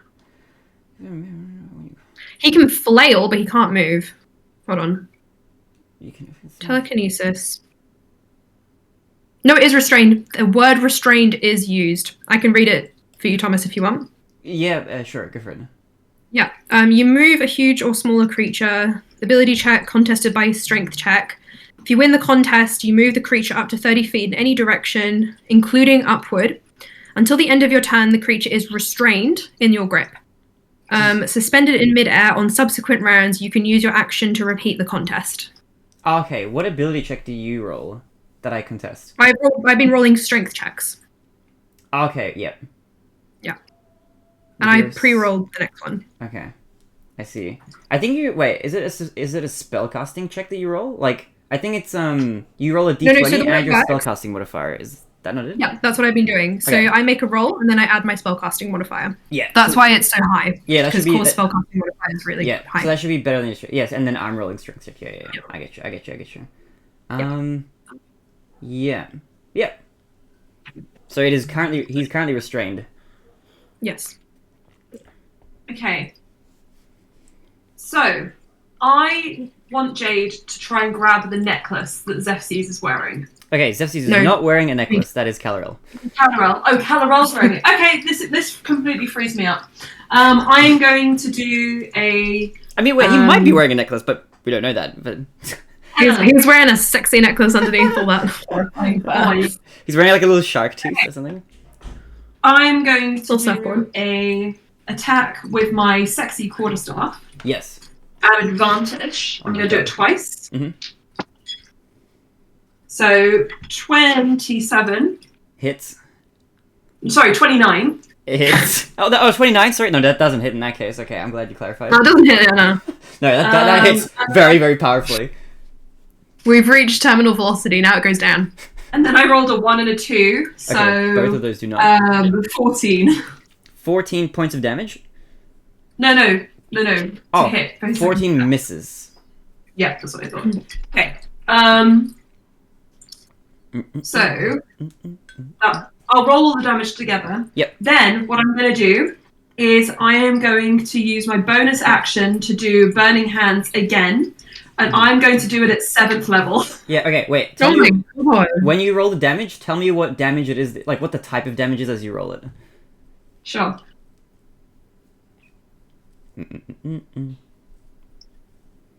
Jesus Christ, okay, I'm gonna try something. Okay. So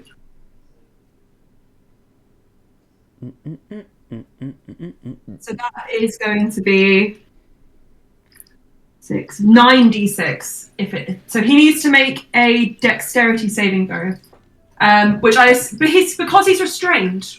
What does that mean? I think he For fails it dexterity. doesn't he fail saving throws automatically? Under No, you restraint? you fail automatically, yeah. Oh, is that so? 'Cause you can't make I the didn't dex know that. I think Thomas's that's how... face is like, you bitch. I think I did know that. Anyway, You knew that, come on. You're You the knew that. You're like my mentor here. Aw. Okay. Okay. Well, the hit was the actual thing wasn't that bad. So it's 7. It's 9 points of. Is that bludgeoning damage? Okay. Now I have a question. And then With just in advance, with damage that is resistant to, is that halved? yeah. Okay. This is not. I'm just asking generally because he does have some Sure. damage immunities. Resistances. 8, 9. And that's okay. Okay. So 9 points of that. Wait, not yet. Not yet. Not yet. Okay, Don't. never mind. I've not done any damage yet to the boy, Okay, that's. the giant cat boy, which doesn't actually have the same. That doesn't carry the same sort of menacing, or. You are fighting a giant cat boy. Yeah. Just to prove that I'm not fudging this, because I'm pre-rolling stuff. 18. Yeah, that's an 18, isn't it? Yeah. That's a 21. Cool. Never mind, go What are you back. rolling for? I'll tell you in a sec. Okay.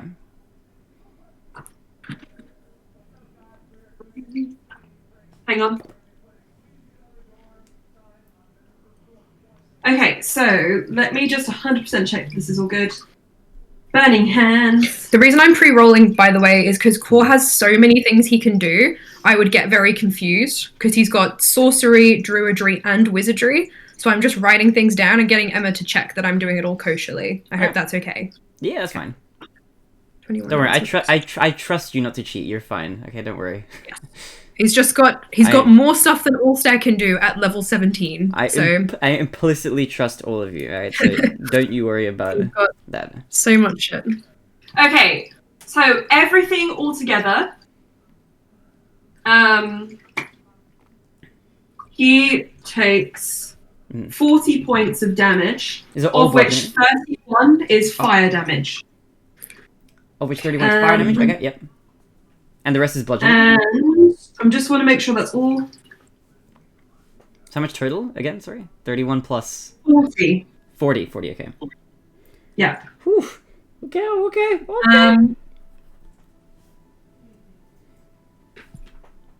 And then I am going to use my. Oh wait, no, I can't do that. He Let me writhes just around make- in pain. In his restrained, floating grip. Hang on. Pardon me. Playing wizards is hard, guys. They can do so much. Yep. It's like, I feel you. Yeah. Look at these character sheets. yeah, but Lorraine can do whatever he wants.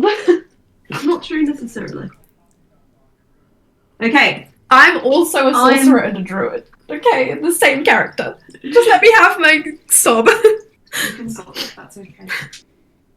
All right, that's it. I'm done. 40 points of damage. Okay, it's a decent chunk. He writhes around in pain. You can tell that you've done quite a number on this monstrosity of an individual. Oh, hang on. Can I just check if I can do one thing? You can check as much as you like. One more thing. I would actually like to expend and make a key point. When I hit him with the quarterstaff, he needs to make a Constitution saving throw. Okay. Oh, he's really good at this. Just a heads up. All right. Yeah, I know. I apologize in advance for the con saves. Natural one.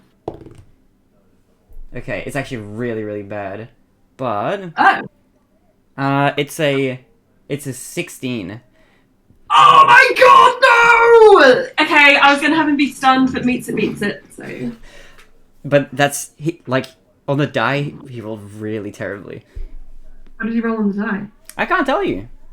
I think he's got the same Roll a save six. as Ulster on his wisdom saves, Yay. which is basically impossible. Okay, never mind. He's got some really good saves and some not so great ones. Okay, I'm done. But he's pretty constitutional. But alright, Jade, with your turn done and dusted, we now move to the boy, Avarice. Alright, what will this madman do? I have so many character sheets open. Okay. It's Avarice's turn. He really doesn't have that much he can do. I love that he's like mending. He can do spiritual weapon. Okay. The way Avarice should have been abroad. He's gonna Yeah, run true. up. Alright, he's feeling feisty. He's gonna use he can move 5, 10. Actually, hold on. Let me think for a second. Avarice can see Core, can see Tamar, he can see Jade, and he can see Boo running towards what looks like the circle. I think he's gonna run towards the circle actually. So 5, 10, 15, 20, 25, 30. Alright. He's gonna run to be there before anybody else gets there, because he's not so sure about what Boo Manifold might be doing, so he runs to the circle. Core, you also see this, alright? And he's not going to use his turn to do anything, I think. Wait, he just uses normal running speed. Okay, he will do something. Just for the hell of it, he's going to cast his spiritual weapon, but he's not going to use it or anything like that. He's just going to cast it this turn, so that he does have it active. Alright. So he casts his spiritual weapon. Have we seen his spiritual weapon before? I don't know what it would look like, actually. Hold on. I've got something I can do. I think it would look like one of those. It would look like a. I think it would look like a whip, maybe, with like sort of flower petals coming off of it. Kind of a little bit fancy, you know. A little bit. It's very tasteful. Very tasteful, I would say. But alright, with Aris's turn out of the way, he's chilling right by the circle over there, or right by the vortex, I should say. We move to Zephses. Alright, so Zephses is making. Was it a strength saving throw? A strength check, yeah. Okay, strength check or saving throw? After he's been restrained, it's a strength check because Okay. it's a contest, I think. Okay, yeah. Yes, Real Ayla. quick, Mhm. could I get you to put the spiritual weapon on the map just so that we don't forget about it? Yeah. Thank you. Good idea. Actually, that's very important. I'm gonna make it red because I feel like, or make it I'll make it like a rouge-y sort of. No, I'm sort of. pulling out all the sorcery stuff right now. Okay. Need 1 second. Aris is over here. Let's make a new layer. All right, and his spiritual weapon, I'm gonna represent with just like a sort of. I'll just make it like a little. I'll make it like an S. I'll do SW so that we know what it stands for. Spiritual weapon. So it's just right in front of him right now, and he hasn't moved it around, but he's got it there at his side if he needs to move it around. I think he can move it within 60 feet of him, or he can move it 60 feet per turn. But we'll get to that if he does use it on his turns. But alright, so Zephses is going to do a strength check, which he's decent at. Hold on. No, he's not. He's terrible. He's got a worse strength saving throw than his strength check, interestingly. So shitty. Okay, it's still not that good, I don't think. Yeah. Hold on, this is a Oh my god. Rerolled this. What is this math? Oh, what is math? This is a 17. No, he had to beat 26. He's still restrained. Okay, there's no way. Yeah, there's no way he beats that. Okay, Jesus Christ. All right, he's still Core's, restrained. it's because he's going against Core's Spellcasting D20 plus spellcasting. spellcasting. Yeah, it's gonna be high. That sounds like it's almost His as high as it'll go. Jesus, it's like a nat 20. Holy shit. Okay, so with I've his got it up. I have all the rolls here. yeah, so with his turn failed, I think I don't think he's gonna be able to do anything else while he's restrained. So he's just gonna chill. He's gonna writhe around and look very annoyed. Wait. I'm gonna just double check I'm doing this correctly. Give me 1 sec. And there is going to be something that he does. Hold on. Yeah. I did it incorrectly. What is it? It's actually a 21, not a 26. Okay. Yeah. Okay. Yeah. So yeah, that still beats it anyway because I think he got 17, so that still beats it. I added the wrong thing. Okay. Both times it would have still succeeded though. Okay, that's all good. That's all good. There is something that he will use his turn to do. And wait, Core, how far away from him are you? 5, 10, 15, 20, 25, 30. Okay, there is something that he can do. Core, you feel a sort of like message in your mind almost. And you hear Zefsi's voice. Curse you. But only you can hear it. And with that, his turn is going to come to an end. And next in the order is Ilaria, who is still there with you, Verdridi. And I think as far as she's concerned, she's going to be there. I think she's going to have a look and see if she can do anything with Calarel, who's there with you. But let's see. What does she actually have that she can try? Does she have anything that'll actually be good? She doesn't. Okay, she doesn't really have any. She doesn't have any. She knows she doesn't have any spells that might be like useful for this. Okay. She's not gonna attempt to attack Zefsi's either from this vantage point. I think. She could move.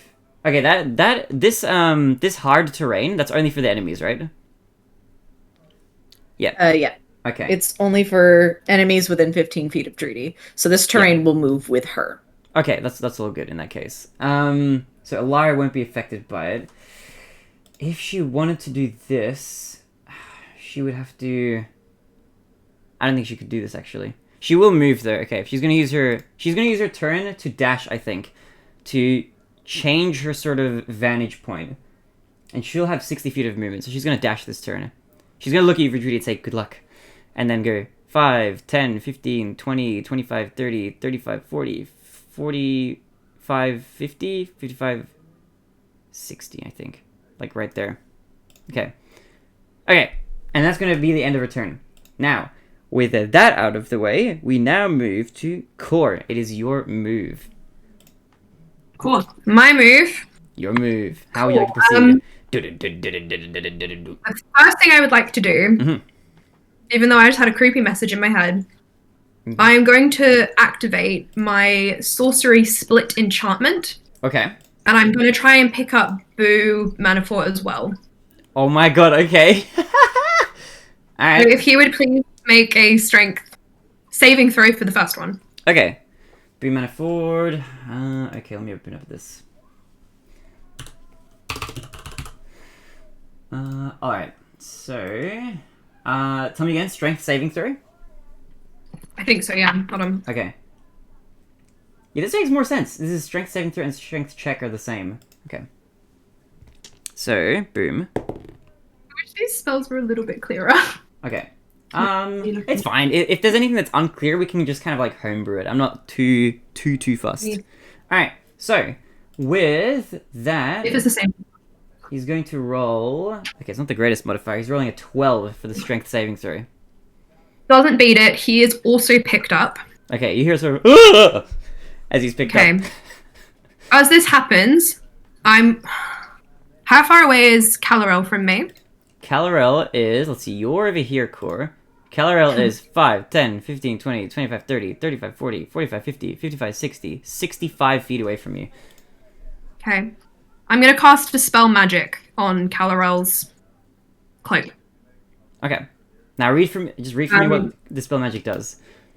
So, if the spell is higher than a 4th level, basically the saving throw I have to beat is the spell's level plus 10. And I have pre-rolled this with Emma. So I rolled a 21. So even if the spell was 9th level, I think I would still beat it.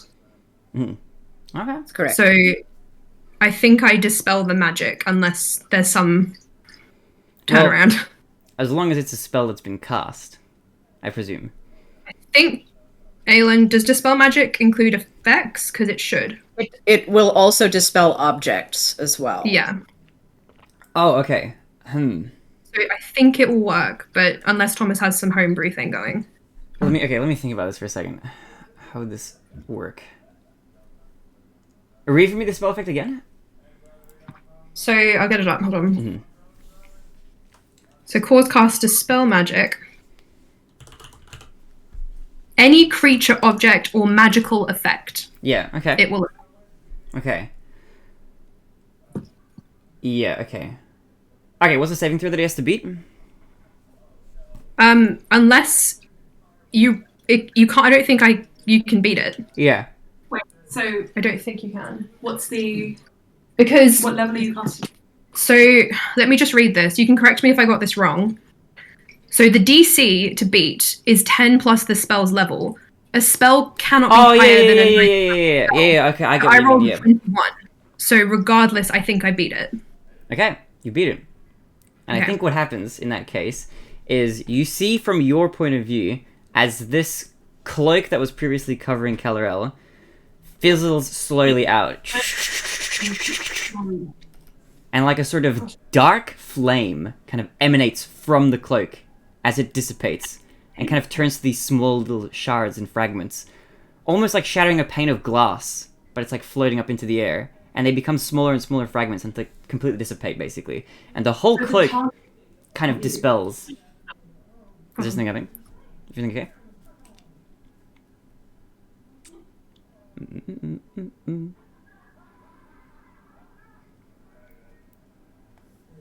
I'll wait for you. I'll wait for you guys. How you going, Aelin? Vibing. So how does Verdridi look right now? Because you're in Dryad form, so give me some flavor. How's Verdridi looking? I was correct. It's all fine. Okay, all good, all good. I want to know how Verdridi looks though during all this, and then we'll continue with the dissipating magic. Do you have flowers in your hair? Yes, keep you alive. He will eat us in our sleep. She looks like she is fully made up of plant. Like there's no like like she maybe looks a little bit more wild, more feral, Okay, I vibe with that. a I little vibe with bit that. more expressive. Okay, very plant-like, very expressive, a little bit more feral, ready to deal some damage if need be. I like it. I like it. Okay, so as the cloak dissipates, you see Calarel wearing what looks to be like pretty plain clothing, and is also wearing around his neck, around their neck, I should say, a small chain, and then a sort of cage, and within the cage is some sort of gemstone emitting a very, very, very bright light.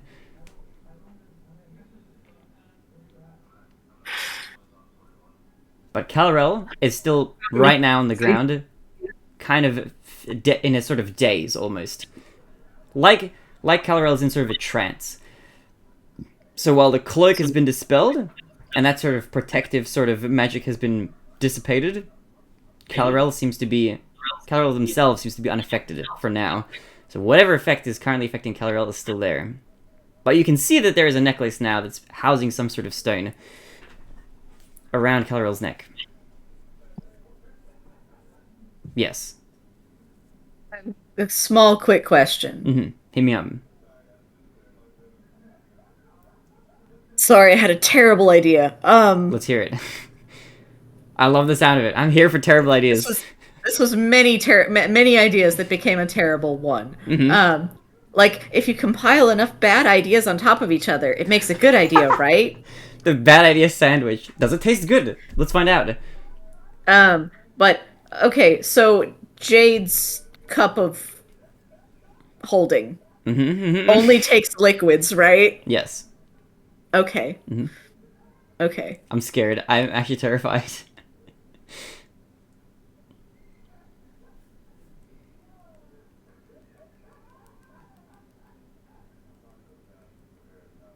It's not my turn, is it?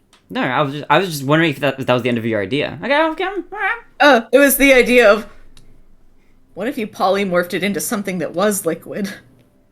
The cup itself? No, the diamond. Oh, wait, you mean the gemstone? That's Yeah, we what if you don't know if could it's a diamond or not. essentially transform it into something that is a liquid and then put it in the cup of holding? That That's was the so terrible cursed. idea. Okay, I think because it would transfer into another plane, Yeah. it would not be liquid anymore. Which in this case would probably mean that it would be stuck inside the cup forever. Like I said, bad ID sandwich. Because it would pass through one way, because it's like a liquid, thumbs up, you're let into the club, but then it's like, oh, sorry, you're trying to leave, but you're not a liquid, I'm sorry, we can't let you out, kind of thing. Because I think the transfer, I don't know if polymorph still affects you through a plane, if it's an object that you pass through. I'd imagine Yeah, it would probably just, not. yeah. Or maybe it does, I don't know. But alright, cool. With that cast, is there anything else you'd like to do in your turn? Or is everything all good? Sorry, Emma was talking to me. Is everything alright? Yes, I think so. I was just trying to debate because Core can't do anything with concentration at the moment. So Mm-hmm. Right, so he's just juggling his two villains and he's like, did it work? Can you save them? well, the cloak has dissipated, pretty much. Yeah. So, you're left there to finish the rest of your turn of however you like. You do see that there is a... Did you miss anything, or do you want me to go over anything again? I don't think I think I heard most of it. I think Corey's just going to stay where he is, and he's sus that someone said that Zepsi said curse you. He's a bit worried about that. A little bit. But it's fine. He's just going to chill for now. That means nothing. Yeah, it's fine. Okay. Alright, so, well, if that's the end of your turn, then we'll move on the initiative order to... Wait, hold on, let me just... Yeah. He can't do anything without dropping them. That's the thing. No, it's fine. Let's move on. Okay. This juggling act. Alright, it's Tamar's turn. Now, he's still there. He feels pretty good from his first javelin stab having worked out so successful that he's going to attempt to make another javelin stab. So, let's see how this goes. That is not going to hit. He looks like he attempts to stab. Did you roll with advantage? Oh, rolling with advantage. Okay. Restrained. True. Oh my god, his second roll in that one. Tamar. He rolled badly, and then he rolled in that one. Okay, so he... Wait, how many attacks does Tamar have? He has... per turn? He has... And has Tamar raged? Oh, true! As a barbarian. Hold on. He can... Let me bring up his sheet. Let me pull him over here. Okay, bonus actions. Frenzy attack. While in a frenzy, you can make a single melee weapon attack as a bonus action on each of your turns after this one. Okay. And then also... That's a bonus action, okay. And then he also has Rage. As a bonus action, enter a Rage for up to 1 minute, which is 10 rounds. You gain advantage on strength checks and saving throws, but not attacks. Plus 2 melee damage with strength weapons. Resistance to bludgeoning, piercing, slashing damage. You can't concentrate on spells while raging. Your rage is early if you're knocked unconscious. Okay. I think what he's going to do this turn as well as a bonus action, after missing his javelin stab, is going to... I think he's going to do Frenzy attack. Because then the next turn, as a bonus action... Or no, each of his turns after this one... He can... While in a frenzy? Okay, wait, how do I enter a frenzy? Is that like a different state? D&D 5e. I have no idea how barbarians work. I just know that bonus action rage is a thing. Okay. You can go... Okay, hold on. On your turn, you can enter rage zone. While raging, you're flying, blah, blah, blah. Control F. Frenzy. Okay. Y'all are muted. You can go into frenzy when you rage. Okay, so he has to enter a rage. Okay, so as his bonus action, he's going to enter rage. He's going to become enraged.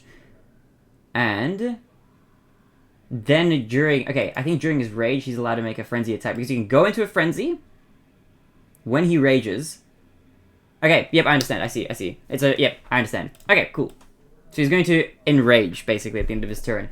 And that's it. That's all he's going to do for this turn. But that'll affect him on his next turns, or his subsequent turns. So, with Tamara's miss out of the way, he's not going to move. He's going to stay there. Next in the order is going to be Boo Manafort, who makes a strength check, was it, Cor? See. Okay. That is incredibly bad. That is an 8. No. Okay. He remains in his current form, stuck in midair, flailing around, yelling, oh, let me down! And he's stuck. And that's the end of his turn. He doesn't do anything else. Verdridi, you are the last one in the initiative. How would you like to proceed? These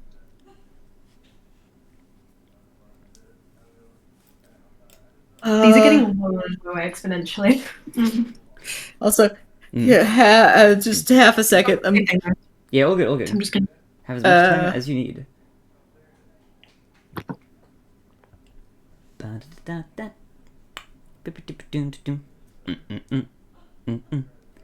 Just putting little, like, making sure I've got all my ducks in a row in terms of what I'm looking at in terms of turn order and all the status effects and ongoing things so that I can, like, just make sure I have everything mentally tracked. Yeah, all good. If you need me to, if you need to ask any questions about anything, let me know. Like, okay, This is scary. But right now, it seems like you guys are in a stable position. okay, I'm going to take whatever the gem is off of, like, the magic gem off of Calarel. Yeah. And I don't know if that's my action or whatnot, but... Okay. You can attempt to. Alright, so, if that's what you'd like to do, that'll be your action to take it off of Calarel. And I think as you do, there is sort of like a magical surge that feels almost like static electricity that kind of like that buzzes a bit as you try pull it off. But it does come off with ease. It just feels kind of like being zapped a little bit as you take it off. And right as you do, I will say that like her intent with this action is to take the necklace and essentially throw it to the bottom of her like pack. Okay, yeah, you'll be able to do that. So that it's like very like it's buried in there. It's gonna take effort to get it out. Yeah, I think as you pull it off, the way that it glows quite intensely, it'll fade pretty much immediately as soon as you take it off Calarel's neck. As you do, and if you throw now the dull gemstone, which looks like a sort of generic kind of gemstone, it's kind of like star shaped almost. It's got like these sort of protrusions that are kind of spiky. And the cage kind of keeps it in there. Yep. This is... Okay, so this is not... I should have asked this beforehand. A little bit frazzled. So this is not the D20. No, it doesn't look like that. In which case, Drudy probably... Like, seeing that, Drudy would not have actually even gone for it. Okay, I think you wouldn't have been able to tell what the shape was because of how it's glowing light. You'd only probably be able to tell after you've taken it off. Like if she just looked at the like glanced at it and it's like, oh, this is not the shape I'm expecting. Okay, you wouldn't. I guess you wouldn't have been able to plan entirely. Okay, I think you could probably. It would be hard to tell the shape, but I don't know if you'd. Well, okay. What kind of check would you, if you wanted to? What kind of check would you do to try to determine that? I guess. I mean, like her perception, like her passive perception's 25. Okay, yeah, I think you'd be able to tell. Yeah, that's pretty good then. Yeah. It's a quick glance. Oh, that's not my priority. So, okay, so you don't take it off. It's staying around Calarel's neck for now. Yep. Okay. In which case, Drudy's gonna actually use her turn to throw 2 knives at Zephyrs. Okay. All right, let's go. And because of her Guardians of Nature, she has advantage. Okay, let's go for it. Does a... Need to actually look at my... I don't throw daggers very often in this campaign. It's exciting. The daggers, let's go. Does a 17 hit? Ooh, actually... Hold on. Nope. 17 does not hit. Okay. That's dagger number 1. Just need to... I think you're probably close to determining what the AC is now, I think. Yeah, probably. All right. And I'm pretty sure this one's going to do it with a, oh, why is this so hard? It's a 16 plus 6. That'll do it. That's 20... 22? Yeah. That hits. It makes contact. It... What? Okay, yep. Cool. And that is 6 damage. Is it... Okay, what kind of damage? Piercing damage. I Piercing will say it damage. is magical piercing damage, if that makes a difference Oh, for okay. overcoming resistances. Hold on. Also, sorry, I'm really bad at maths this morning. Because that was 5 damage. It does make a difference! No! Okay, it's fine. It takes the full damage then. Okay, I can't say anymore. Okay, alright. It's a small amount of damage, but alright. It takes... Zephyrs will take the full amount of the... So this is a... Now, just to be clear, this is 5 piercing damage from a magical weapon. Yes. Okay, I understand. Because basically, the Yeah. dagger impacts and then shatters and vanishes. Yeah, okay. Yeah, I think you probably know exactly why I'm asking as well. Alright. Yeah, because magical resistance to slashing, piercing, bludgeoning is kind of like a standard, you know? Yeah. Unless you're using a magical weapon, in which case it bypasses that resistance. You know exactly 100% why. Alright, so Zephyrs takes a little bit more magical piercing damage. In his restrained form currently. And Vedri, with your daggers thrown, is there anything else you'd like to do? Nope. Still concentrating on this spell and Alright. going to be protecting Calorel Alright. in my little corner of difficult terrain. Okay, Calorel is currently still in a daze. Now, with your turn out of the way, it is now on to the beginning of the initiative order. Jade, hello. It is your turn, unless you're in the middle of something important class right now. Not at all. My class is paused until 12 now, so I'm Okay. here.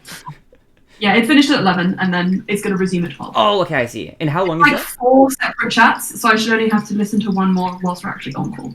Okay. Okay, so... Okay, Jade. I had plans, and the plans were this. So, Let's hear him. Baz is now taking my notes.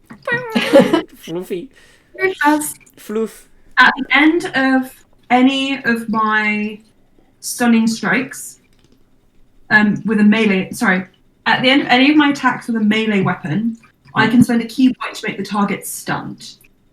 And it Okay. is a con saving throw. Okay. Now... Oh, wait, do I make con saving throws with disadvantage while restrained? No, not con saving throws. Oh, No. okay. I forget which one Only it is. Strength? strength. And dexterity? Dex, you automatically fail. Yeah. I think. And then strength I make with disadvantage, and then the rest are the same?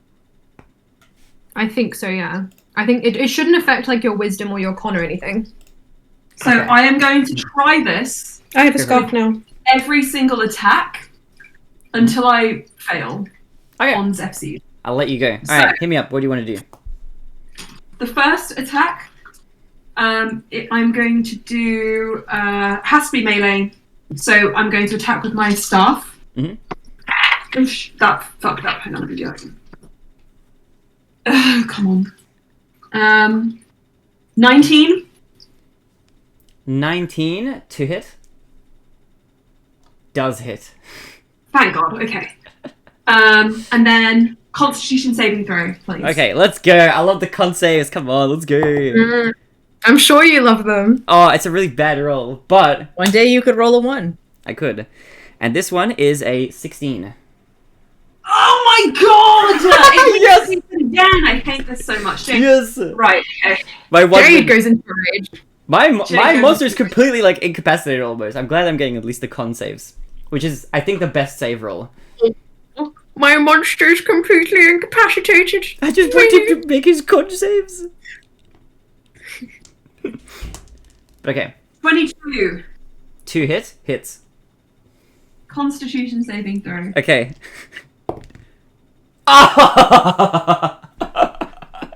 It's a natural 20. So 30 or something. It's a 30. He's got the same save as Ulster, which means he can't fail. No, I can because well, I can't say. Yeah, if you rolled abysmally. It's like whenever Ulster makes wisdom checks, I'm like, oh, I rolled a 7. 17. Yeah, he's got a plus 10 con save. Ulster might have a plus 11 now, actually. Okay, let me just check my things before I make anything else happen. What can I say? He's a tanky boy, built to take hits.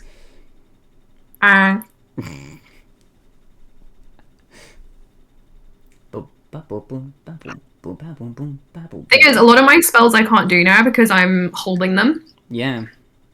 So I'm just like looking desperately. I'm wondering what you're gonna do. Actually, I'm curious. Because right Cool. now, right now it's kind of Because right now it's kind of stable, but Core has sorcery things now, which he's never used before, which I think was just him breaking past the final level of his magic. yeah. Because sorcery is like blood magic. So Can I say though, I'm looking at this die right now. I'm glad that you rolled a natural I 20, get but one please more can I get chance. these rolls in the strength checks? Like the Constitution is cool and all, but I really just want No, to get no, out of this it. is when we want those. That's when we want those nat 20s. Because I've gotten really bad strength rolls, like horrible ones so far. We want them thrown out. You know, like on the die. Like I rolled really badly for the strength check so far on all the turns. Boo rolled okay, but Boo has a terrible modifier. Thomas, I get one more chance to do this. Is this for the con save? Okay, hit me, let's go. Hang on. 31 to hit. Oh yeah, So please make 110%. the Constitution saving throw and please get a natural 1. Okay, I'm hoping for Thomas, you. if it makes you feel better, I just rolled a separate check so that Zephyrs has a better chance. I don't know. He doesn't need. He doesn't. You don't need to play easy. All right, let's see. Yeah, it was better than the one I rolled for Boo. All right, Emma, I'm happy to inform you that I rolled absolutely abysmally. It's a 3 on the die, which means that it's a 13 save. I'm gonna be stunned! Yes! Oh my god, fuck off. Fucking fuck off. Okay, so he is 13. stunned, which means he automatically fails strength and dexterity saving throws. Any attack that hits the creature is a critical hit if the attacker is within 5 feet of the creature. Okay. The Thomas creature hates you right now. drops whatever it's holding and falls prone. And that's it. Does that mean Boo drops his spiritual weapon? It's Zepses I hit. Oh, you hit Zephyrs. Okay. Actually, sorry, I read the wrong one. Sorry. Sorry, I read the wrong one. I'm sorry, Thomas. It's not critical. It's not critical, but this creature can't move and can't speak, so it can't cast any spells. It can't attack. It automatically fails strength and dexterity saving throws, and attacks have disadvantage. Have advantage. Okay, I have now a Yeah. question for you, Emma. Yeah. Are strength ability checks affected? Because I think that's what Yes, because it automatically fails.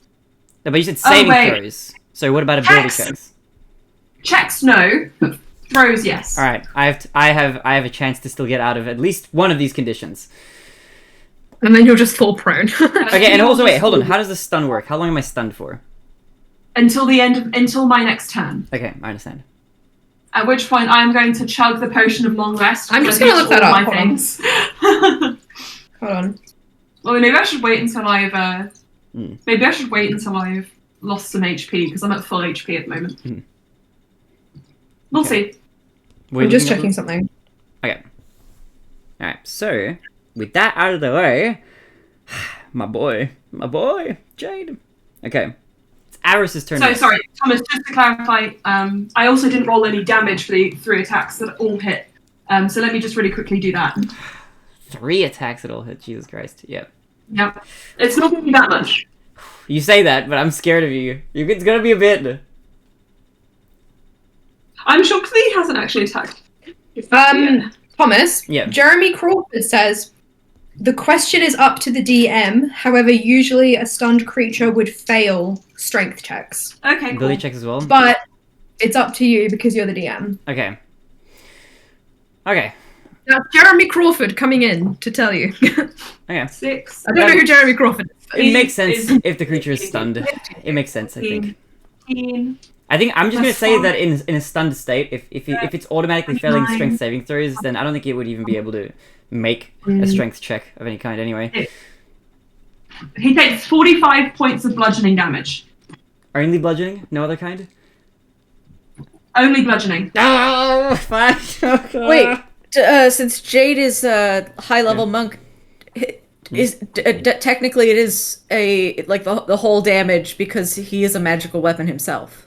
Oh, I'm a magical weapon, so it's all magical. Yes. Yeah. Yeah, I know that, but yeah. I mean, Okay. I Just wanted to am make a sure that magical weapon. Jade If you- got all of that sweet damage. If you weren't, then it would all be halved because bludgeoning damage from a non-magical weapon, which you don't count as, it would have been halved, but it doesn't matter because it's not. Did you say how much did you say? 45? 45 points of bludgeoning damage. That's Christ. mad.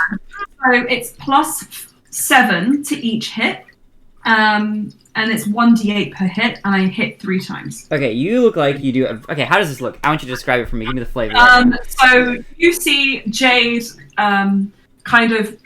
He's actually kind of attacking his feet because he's hovering up in the air. Yeah. But because they're both quite large creatures, that's the only point of crossover that they have. Mhm. And so Jade just kind of is doing these like leaping kind of like hits. I think it's got to be just to his groin because that's the only place he can get that.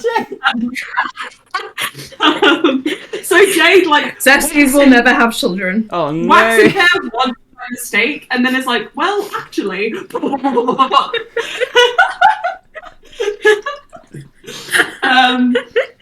Really, really beautiful, really like delicate, like artistic hits to the groin. Thomas is so unhappy. My boy. Xerxes! I'm not gonna have any boys. I'm like the coach in the corner of the boxing ring. Oh my god. I'm in the corner. This is, Watching this is so unbelievably cursed. I hope you know that. Okay. Xerxes is That's bleeding, alright? From his groin, I guess. From his groin. I hate you. Swollen, but not in the spicy way. Don't tell me that. I need. I'm not doing it anymore. Wait, did we just learn that he is bloodied? He's bleeding a little bit. He has a bloody nose. And a bloody groin. Look, with that many punches to the groin, I think any I creature would bleed. single-handedly killing him. You're doing a good job. Hey, I'm holding him. No, that's what I mean. I'm Wait. doing something, and Greedy is saving Calarel. We are all doing things. Tamar, maybe not. That wasn't No, what I Tamar landed one hit. He got one hit. I was One going to hit. say, compared to Tamar at the end of that, but I started laughing before you got in. But alright. Anyway, I was just asking if, like, it looks like Calarel, or not Calarel, Jade is just like... Xerxes is... Like, ugh. It's... the... For whatever reason, the X and the K gets me real confused. I think that's what it is. Sound. Yeah. But yeah, second. Were we asking, Ellen? But is Xerxes status bloodied?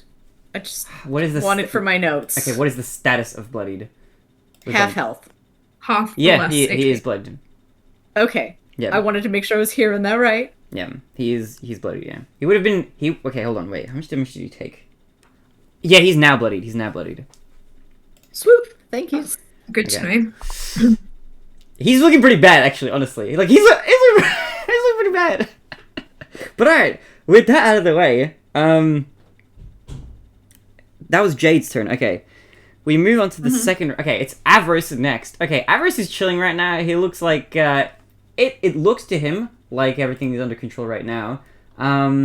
Is he going to do anything? Let's have a look.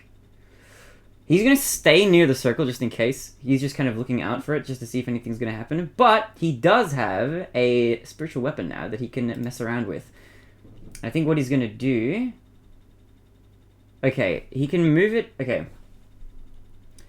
As a bonus action in your turn, you can move the weapon up to 20 feet and... wait, no, sorry. You create a spiritual... It's got a 60-foot range. And he can, I think...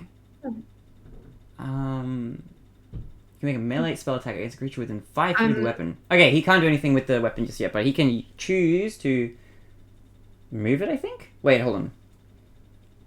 Wait, why can't he attack with his spiritual weapon? I'm not quite clear on that. Wait, hold on. Where is he in relation to everybody else? I think he's... How far away is he? 5, 10, 15, 20, 25... Oh, yeah, he's close enough, of course. Okay, he's going to use his action to attack Xerxes with the spiritual weapon, which he gets advantage on, I think. Okay, so he's going to roll twice. So he rolls that, which would be that, or this, which is worse than that. Okay, so he takes his spiritual weapon and he attempts to slash Xerxes. Now, his slash misses as he attempts to hit Xerxes with the magical whip that he has. And I think because he missed, yeah, he just misses because he just does not roll high enough to attack. So average just misses, and with that, he's just gonna end his turn. I think he's not gonna do anything else, but he attempts to do that. And with that out of the way, he's not gonna move either. Third in initiative order is Xerxes. Okay. So he's stunned right now, so he just automatically fails everything, and his turn just ends, I'm pretty sure, right? He just... Yeah. He's out cold. I'll save my rolls for the next time. Because he can't do a check, I'm pretty sure. Or else I'm ruling... If he's automatically failing saving throws, then he's gonna... I don't think he's gonna be able to make... until the end of my next turn. Until So he the- is stunned until I go again. Yeah. So I'm just gonna... I don't know what the actual ruling is, but I'm just gonna rule it now that he just can't make a strength ability check. He just can't do it because... That's what Jeremy Crawford says. Yeah, I'll do it. Yeah. I'll do it that way. So, with that out of the way, I don't think he can really do anything. Really, he's not really vibing anymore. His vibe He's is... control of it. He's not really vibing. He was really having a good time, and now he's feeling so attacked. Yeah. They didn't Well, pass the we are vibe check. I'm feeling so attacked right now, guys. All right, so. he's feeling over there right now. Okay. With Zevzi's turn out of the way, not being able to do anything, it is now Alaria's turn. And hold on, let me check where Alaria is right now. Ooh, okay, hold on. Let me read something from Alaria's textbook here, because she might be able to absolutely unleash. Okay, 5 feet wide. You choose. 5 feet wide. Alaria, let's go. Okay, I'm gonna move Alaria. So Alaria's gonna move. She's gonna move. 5, 10, 15. Okay.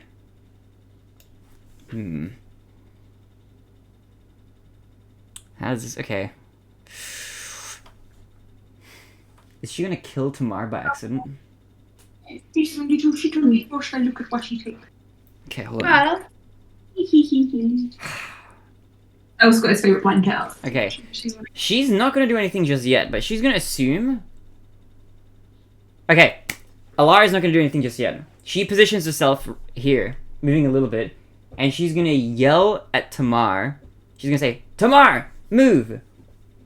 And he's just gonna chill there for a second. Then, is there anything else she might want to do? Because she's not gonna do the thing that I was thinking about making her do. No? Wait, hold on. She is 5, 10, 15, 20, 25, 30. Okay, 30 feet away. She can do a light little, okay. Okay.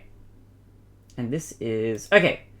She's going to do Thorn Whip as a cantrip. Because she's close enough away. She's going to roll to attack, and hopefully this works. Okay, roll to attack, let's see. Oh, that hits! Okay. And that means she's gonna do... How much? If the creature is large or smaller, you pull the creature... Wait, if the creature is large or smaller, you pull the creature 10 feet closer to you. I don't think that happens because the creature... it's restrained by a spell that she has no control over. So I don't think that... She would be contesting core in that case. Because I'm reading her Thorn Whip, and it says... If the attack hits, the creature takes 1d6 piercing damage, and if the creature is large, or large or smaller, not larger or smaller. Sorry, no, okay, no, because he's huge, so that doesn't matter. Okay, okay, 1d6 piercing damage. It's 2d6. Oh, it'll be way more than 1d6. It's only 2d6. Well, I was gonna say because it does scale up with your level. Yeah. When you reach 5th level, it's 2, and when you reach 11, it's 3. But Alara is not 11th level, so it's only 2d6. But 2d6 is still 2d6. Okay. That's gonna be that plus. Oh my god, Alara, you're rolling so badly. Okay, plus nothing. It's 3, and it's okay. Damage resistances still are in effect, so it's halved to 2. I'm gonna halve it to 2. So Zephyr is gonna take 2 points of damage. Okay, very cool, Zephyr. Enjoy your 2 points of damage. Very cool, very fun. Alright. He doesn't seem to react very much to that. Alara looks like she didn't quite crack that Thorn Whip very hard, although she looks like she's getting prepared for a different, much more powerful attack. And that's all I'll say. With her turn over, we will move then to the 5th person in the initiative order, which is Core! It's your move. Go for it. How would you like to proceed? Hello. Hello. Hello. I would like to Kiss. No, I would not like to kiss anyone. Oh my god. I would like to fly 40 feet over towards Calarel and Dreety. Yep. In a diagonal line. So up left diagonally 40 feet? Yeah. Okay. 5, Not coming 10, within Zephy's 15, range at all. 20, 25, 30, 35, 40? Was it 40 or 45? I can only go 40 feet Okay. if I want to have an action. And I'm going to use Split Enchantment again to cast Chromatic Orb at Zephy's and Creepy Tiefling. Bo? Is that his name? Boo, mana forward. Boo. And this doesn't break concentration or anything, right? Like that, right?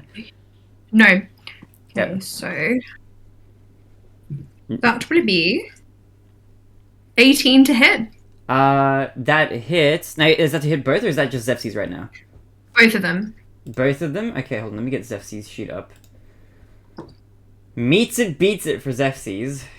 Okay. The Boo mana forward hits as well. Okay. So it's going to be 35 points of damage. What kind of damage? I'm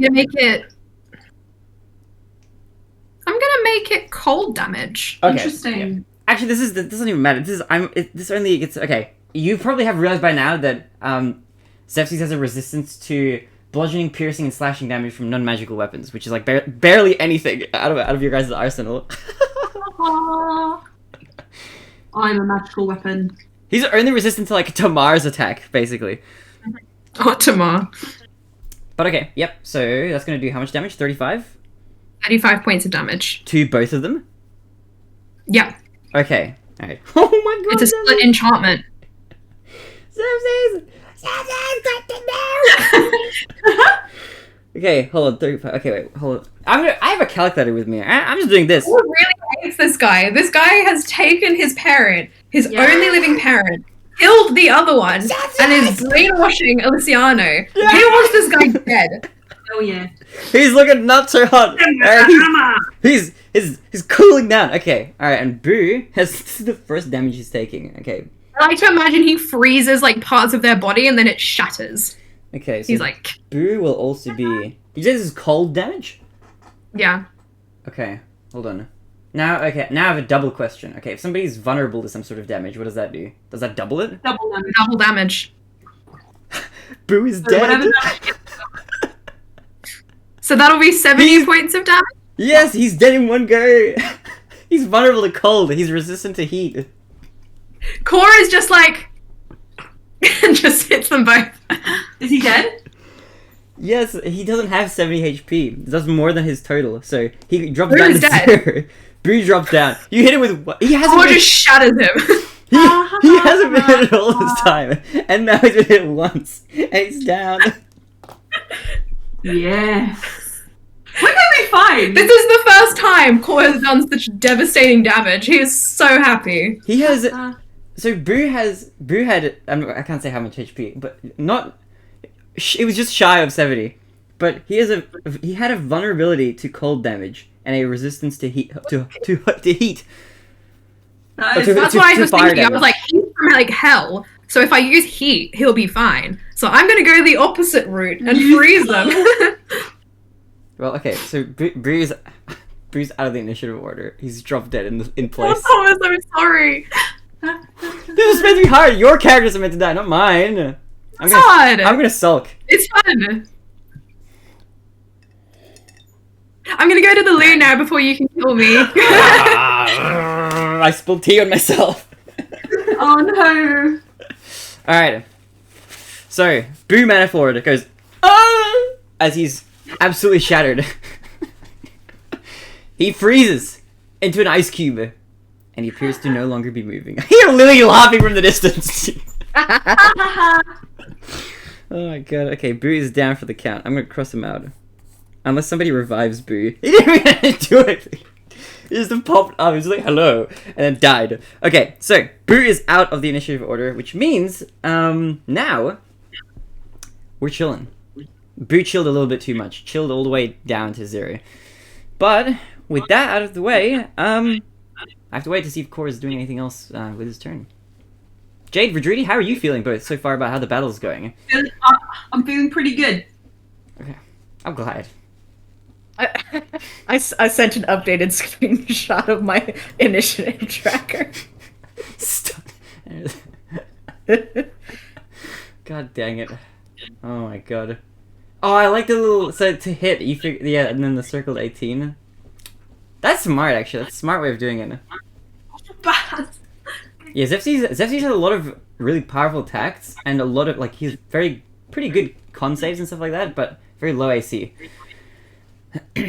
Alright, so, Boo has disappeared. He's been Thanos snapped out of existence, and now you're all chilling and vibing. Core, is there anything else you'd like to do with your turn? Core is heading over to Luciano Calorel, but I think at this point he's using so much magic that he's just fizzing. Like his entire aura is fizzing. Okay. Zephy's has a sort of a gnarly look right now. Like a feral sort of, almost crazed look in his eyes. I'm like, I don't know. What Like an animal desperately trying to gnaw at a biscuit that it's not allowed to have. I don't know why that came to mind, but... With that out of the way then, Core, if there's nothing else you'd like to do, it's the boy! Tamar's turn! Alright, he's gonna attempt to do the same thing. He's there with his little javelin going, eh. So he's gonna try to do the same thing. He's gonna roll the hit, because it worked once, it failed the second time. Where's Tamar's character sheet? Did I accidentally close it? Wait, what? I accidentally closed Tamar's character sheet. Wait, no, did I pull it out? Oh no, I pulled it out of the tab to read it. Yeah. He's okay, he can be in a frenzy right now. Which means he can make a single melee weapon attack as a bonus action on each of his turns now. Okay, so, let me just read. Bonus, are you gonna strength advantage on strength checks plus 2 melee damage. Strength weapons. Okay. He's got plus 2 to damage on his melee weapon. Maybe it's gonna get halved, so that's probably pretty good. Okay, so he's gonna roll to attack. And that is going to be... Let's see, where is his javelin? He hits! Let's go! Oh wait, does he roll attack with advantage? Yes. Yeah, okay, well, he would have... Okay, good thing, because that first one was good. Okay, so he's gonna roll to hit that one. He's gonna roll damage now. Okay, so that's one of these. Okay, so is that. Plus 2 is Tamar has advantage on everything Emma just said. Yeah, okay. And then 5 is half of that. So that's 5 damage like this. I'm just gonna erase this. Bring down there. Okay, cool. And he's gonna make a second attack as a bonus action now because he's in a frenzy. Tomorrow's just he's growling right now. Time to match the energy. He completely wait, no, advantage. So that was really bad, but pause. He hits this. Let's go! The advantage, it helped him! Okay. So he's gonna make another damage here. A 1 on the dice. Okay, very cool. Very cool. 5 halved is... We're gonna round it up, so it's 3. Okay, Zephy's looks like he's not looking too hot right now. Tamar's turn is gonna come to an end as he does a few quick... He's gonna pierce a few holes. Puncture this boy. He's gonna end his turn. He's not gonna move around either. Next in the initiative order would have been Boo. May he rest in peace. After that, it will have been Vedridi. Vedridi, how are you doing? Hello. I'm not salty that Boo's dead. Don't worry. I promise. I'm sorry. I'm so sorry. You killed my monster. Come on, move!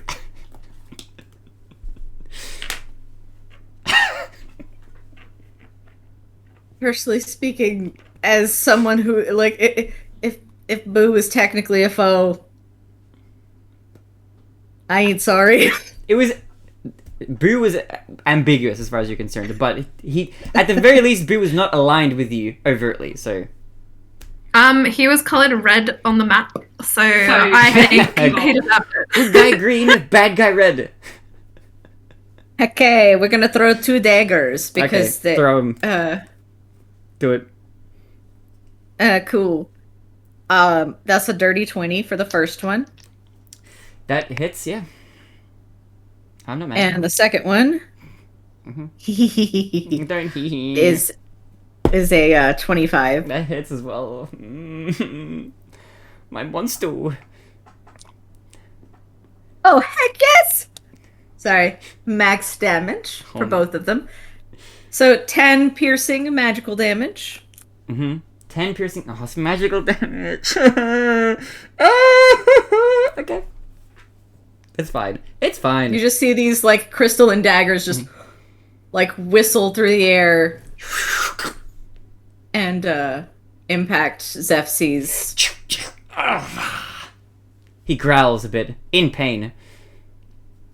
How much damage is it? 10 total? Just 10 total damage. Dirty is maintaining concentration. Okay.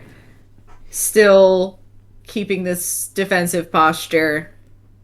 Yeah, okay. Alright. Alright. Alright. With that damage done, Zeph's is looking even worse for wear. Bleeding quite profusely now. Looking like Zeph's might be on his last legs. Is that the end of your turn, or is there anything else you would like to do? That's me done. Alright, looking pretty good. Looking pretty stable right now. Virginia, your turn is over, and we'll move back to the top. Jade, it's your move. How would you like to proceed? I have a feeling that... Evan just had a bit of a moment. Is everything okay? I had a mental breakdown. Had a mental breakdown. Wait, what? Is everything okay? You okay? I'm fine. You sure? Okay, alright. Okay. It's quite funny, but I won't tell you why. Oh my god. Okay. Okay, as long as everything's alright. Okay, so You turn your camera back on. yes. Okay, now I'm gonna warn you. I'm gonna warn you in advance. All right, there's a likelihood you are looking. Jade, you are facing down. Zeph's right now in his current state. He looks very bad for wear right now, bleeding quite profusely from all sorts of places, and it doesn't look like that Zeph's may be able to take much more.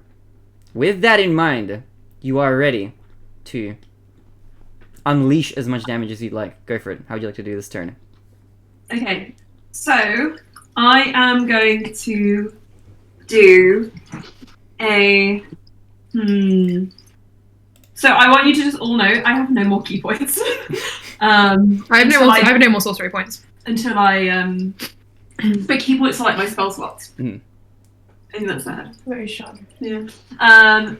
Because I went so hard on this dude. Mhm. So I am going to just think about it.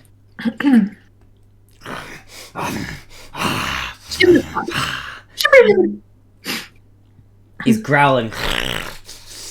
You Okay, can see so the I'm going claws to and his do- hands trembling. So I'm going. So he is restrained still, yeah. Restrained but not stunned, if I understand correctly. As of this turn. No, he's stunned. Oh, he's stunned until the end of this turn. Until Sorry. the end of my next turn. Oh. So when this turn finishes, He's not stunned. he's no longer stunned, and I can't stun him again. Yeah. Then you can So- contest my strength thing. Yeah, and so that means I am going to kill him in this turn. I have a feeling that you might actually be able to, which is annoying. I gave you guys long rest potions for no reason. So I am going to. We could use them in the epilogue. Well, hang on a second. If this is the big bad about today, I could kill him really hard. If I chug. Well, long you rest don't know potion. for sure. As far as you know, I'm well- just gonna go with what my gut says. right now, I'm still trying to get to Carl. there's a sort of panic in Calarel's eyes. Sorry, not in... Calarel is... Exactly. Calarel's not panicking. Calarel is in a daze. He's just There is no thought behind Calarel's eyes. Calarel's like, what? just a What? blank So stare I at am going Zeph's to move panicking. up to my distance. I've just clicked off the screen as if I could move myself. But there is something I final think that feels move final about this. 15 feet back so that I'm standing kind of adjacent to Core. Just because I don't want to be like 100. I don't want to be right up close to him. Okay, 15 feet behind Core, did you say? Yeah. Okay, And then I am going to do. like this? Behind Core. Oh wait, no, actually, sorry. I'm really sorry. I can't do this. I have to get a melee attack. So I'm going to do 3 melee attacks with my quarterstaff. Alright. All of advantage. Okay. Roll your hit. 21, 23. 23 hits, yep. 24. 24 hits.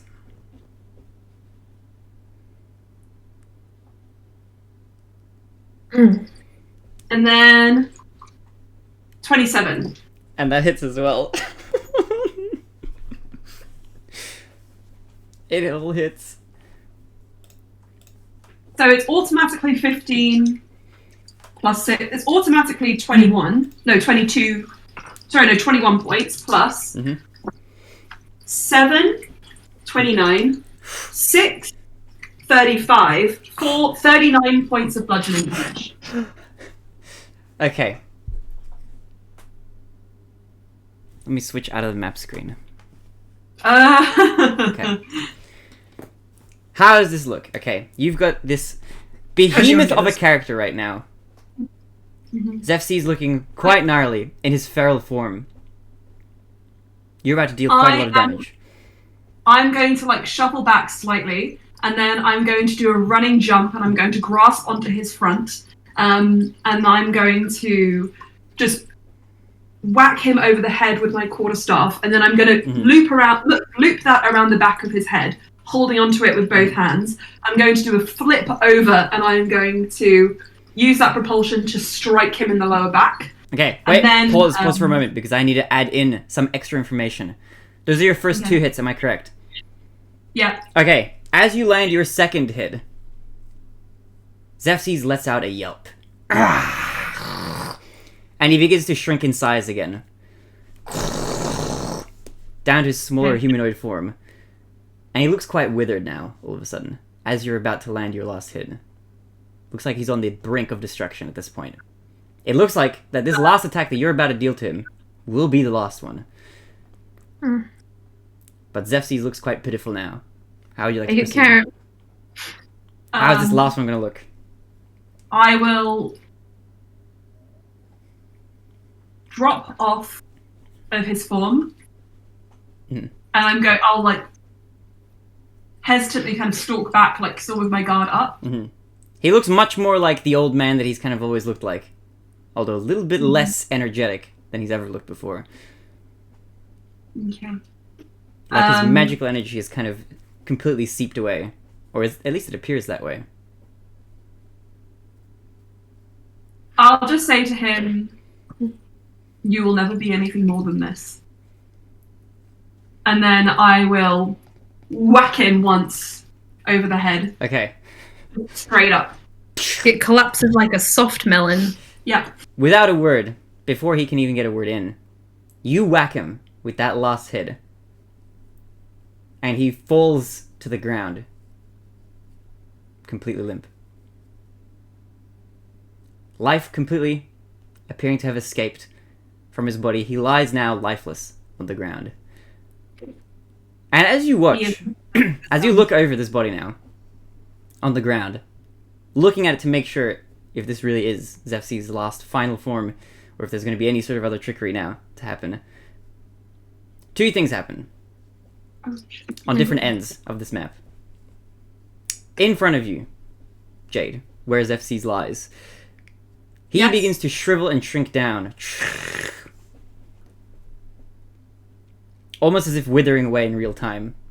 Like you would see a corpse maybe decay over a long period of time as the water and stuff leaves the body.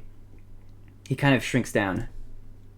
And you see a light kind of pulsating from within Zefsi's chest that now becomes a lot more apparent, which was completely invisible before. And there's sort of this warm glow, almost kind of like a red, like a purplish sort of red color emanating from his chest. And you see as he sort of decays very quickly in real time that the light begins to grow stronger as whatever it is, the point of light underneath his skin begins to rise from his body to the point where it begins to protrude and pushes through his decaying skin. You see before you, Jade, and everybody else sees as well, a softly glowing 20-sided stone. Damn. Meanwhile, on the other side of the map, where Calarel currently lies, the necklace that was not removed immediately shatters. The stone inside the little cage pendant explodes at the same time that Calarel completely decays down into nothing almost. A composted heap of what he once was.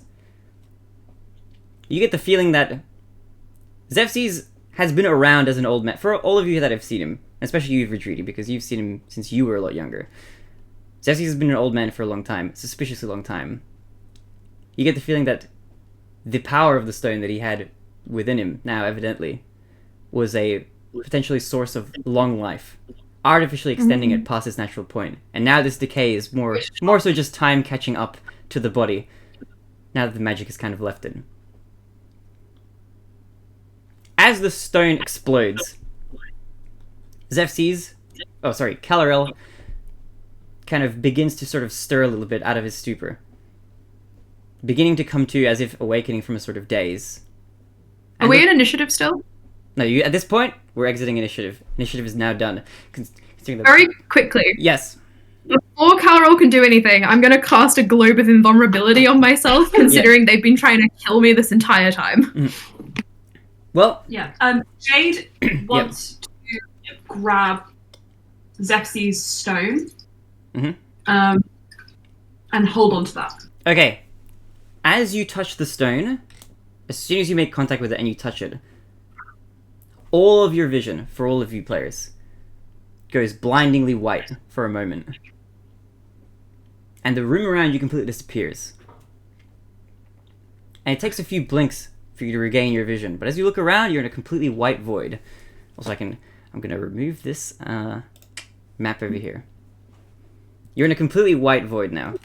Looking around, you see no walls, no floor, no light source either, but everything is very, very well lit. And there's a sort of ominous humming sound, kind of coming from seemingly nowhere that all of you can hear.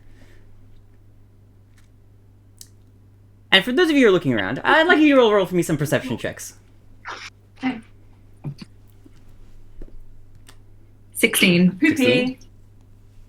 11. 11? 21. 21. Okay. I think you will all see this, but the intensity of your rolls will determine maybe how quickly you notice. So I think Vidridi you would notice very quickly, followed by Core, and then Jade shortly after. For those of you who have stones within you, you notice that they kind of begin to glow, and then they begin to move. They become almost immaterial. So if they were bound before by cages, or embedded into faces, or embedded into chests, they all begin to kind of float out towards each other, kind of in front of all of you. The stones? The stones. The Trudy stony instinctively Jade like is reaches going to for sort it. of try and grab for his, and he looks like quite disturbed. As he you does. grab for it, your hand phases through it. They all glow Jade- softly now, but they begin to Jade kind of says- merge. Jade says, Or converge, sorry. when they come together, what happens to me? Tamara looks at you with a worried look. I guess we have no choice but to find out. The only reason I live is because that gives me sentience.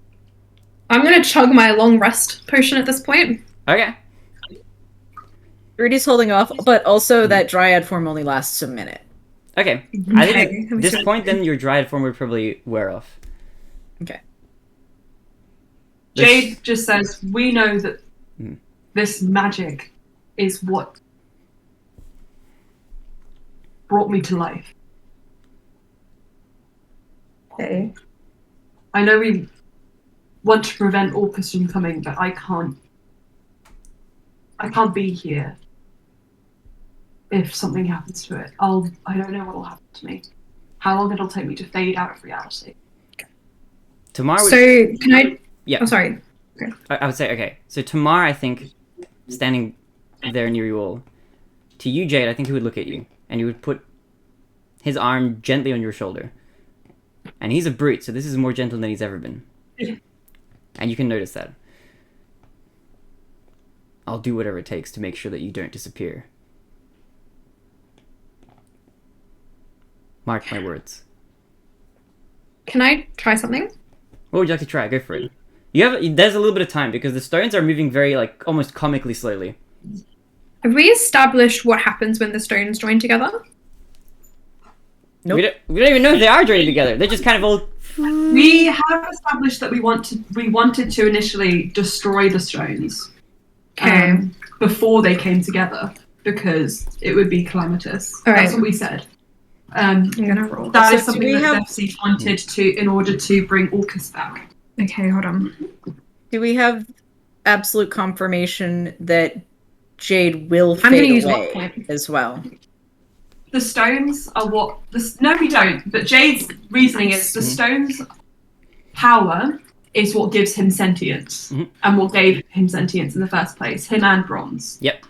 Okay. So if the We have stones are confirmation destroyed, of that he as well. thinks that... Mm. Yeah. If If the stones are destroyed, then he thinks his consciousness will also be destroyed. I'm gonna try something. Mhm. So I'm doing the same thing I did on the cloak, and I used a luck point to roll this because I don't think I rolled high enough the first time. I'm gonna cast Dispel Magic Uh-huh. on the stones. Really? Yeah, What a power move. because I don't want them to make Jade disappear. No, if the stones' magic is destroyed... Which one is Jade linked to? All the stones. All of them. Yeah, that's what it was confirmed. If the stone's magic is destroyed, Jade thinks that he will be destroyed. His sentience will be destroyed. So Okay, then I can't do it. dissipating that magic, which is what Jade is fearing. Then there's nothing. There's nothing I can do then. Also, I will add on to No, that. I was just trying to explain because it was a while ago that came forwards. I will I say, can't do anything. as a refresher as well, that theory is also Bronze's theory. So, as you watch, the stones get closer and closer to each other. Wait, try and get rid of them. Jade just says, "Is it confirmed that if they come together, then Orcus will be summoned? No, they needed a blood sacrifice. What happens when they converge then?" Can I roll an Arcana check? Yeah. Can I assist? Yeah, you can roll a card. Let's go. Thank you for the assistance. That is 25. 25, okay. Is there anything specific that you're looking for with your Arcana check? I want to see if I can recognize what kind of schools of magic and what the output of this conjunction is going to be. Okay, so I'm going to give you a little bit more information than that. Just because I want to give you more information. So, continuing on from the magic that you've been kind of looking around at, the stuff that you've been looking around at before, combining all your knowledge up to this point, you know that when you were investigating and Arcana checking with very, very high rolls, the ritual sort of circle and the spells that were kind of going around with that, you have an idea of what the magic of like the ritual summoning circle kind of felt like. This kind of emanating aura that you feel off the... I like your hair. This emanating kind of magic that's coming off the stones is so unbelievably powerful and so unbelievably different and so unbelievably ancient compared to what it was before that I think with your roll, which remind me what it was again? What was your Arcana roll again? 25, I think? 25. Yeah, okay, that's really high. I think you'd be able to tell from that whatever is happening right now, whatever magical effect is happening right now, is probably disconnected from the summoning ritual. It just feels far too removed magically from what was going on before. This might have even anything remotely to do with that summoning circle. Okay. I think you could say, just from your magical check, that wherever you are right now, at least at this very moment, it seems unlikely that there's any sort of magic here to threaten you, as far as you can tell. In that case, Core will just hold out a hand and say, I'd wait and see. As the stones get closer, a cat appears! Jade will hold hands with Paul and just say, "Do what you have to do." He's not doing anything. No, I know, but he would just say if it looks like something bad is about to happen, it's okay. Actually, it doesn't look like anything bad's about to happen, but thanks. Pats his head. Tamar puts one hand. He's gonna stand behind the two of you. He's gonna put one hand on Jay's shoulder. Jay's One trying hand- to be serious, Core. One hand on Cora's shoulder. Alara is also there, and she's gonna hold out her Rudy hands. also gathers around. Alara's Is Calorel gonna... just slumped on the floor? Say again. Is Calorel just like, eh? Calorel is like kind of coming out of a stupor, but Calorel looks like they've kind of like sort of started to come to, and it just kind of, you know how you're like lying on the ground and you kind of push yourself up. That's kind of how Yeah. Calorel's posed right now, kind of looking around like what. They on look earth is really happening? languid. They're like, what? Looking like they've just woken up from like a long slumber almost. Ilaria comes up to your group as well, and Core, she stands between you and Verdridi, and she holds out a hand on either side, as if kind of motioning to link hands, if you'd be willing to do so. Avarice comes as well, and he just stands Just with like his... Guardians of the Galaxy. I think Avarice comes as well, and he kind of shit. like he puts puts one of his arms on Alaria's shoulder as well, and he's just standing kind of behind the rest of you, but kind of peering at Calorel on the ground as well by all of your sides. Verdridi, how are you looking? What are you doing in this moment? I mean, she'll take hands if they're offered, but she's gonna suggest, should we not bind Galorel? Poor rolls his eyes and then extends his foot to touch Calorel. Calorel kind of like latches onto your leg as if trying not to fall over, as if like He just says to like a drunken Calorel, friend trying to cling to a toilet, you know. he says to Calorel, I have a globe up, so if you try to cast anything on me, it's not gonna work. Don't try it. And then he looks back. I have the worst headache. Oh, Yeah, shut up. oh. That's all Calorel says. As the stones get closer and closer, eventually they get to a point where they're almost touching, and they start. Yes, Druidy medicine check Galorel. you can. Go for it. The Thomas is just trying to get to this beautiful moment. Like, wait. No, wait, I want the wait. build up. I want as much build up as possible. Druidy, I am a medic. I don't care if this is an enemy. I will do the thing. Okay, medicine check. It seems a little bit begrudging, but is like You're my dad. Boogie woogie woogie. Your Okay. course dad. Boogie, Dad, boogie, parent, boogie. you can use them interchangeably. Core is a parental guardian. Dad So- for the meme. Dad for the meme. Dad for the meme. Was the bad dad, now the good rent.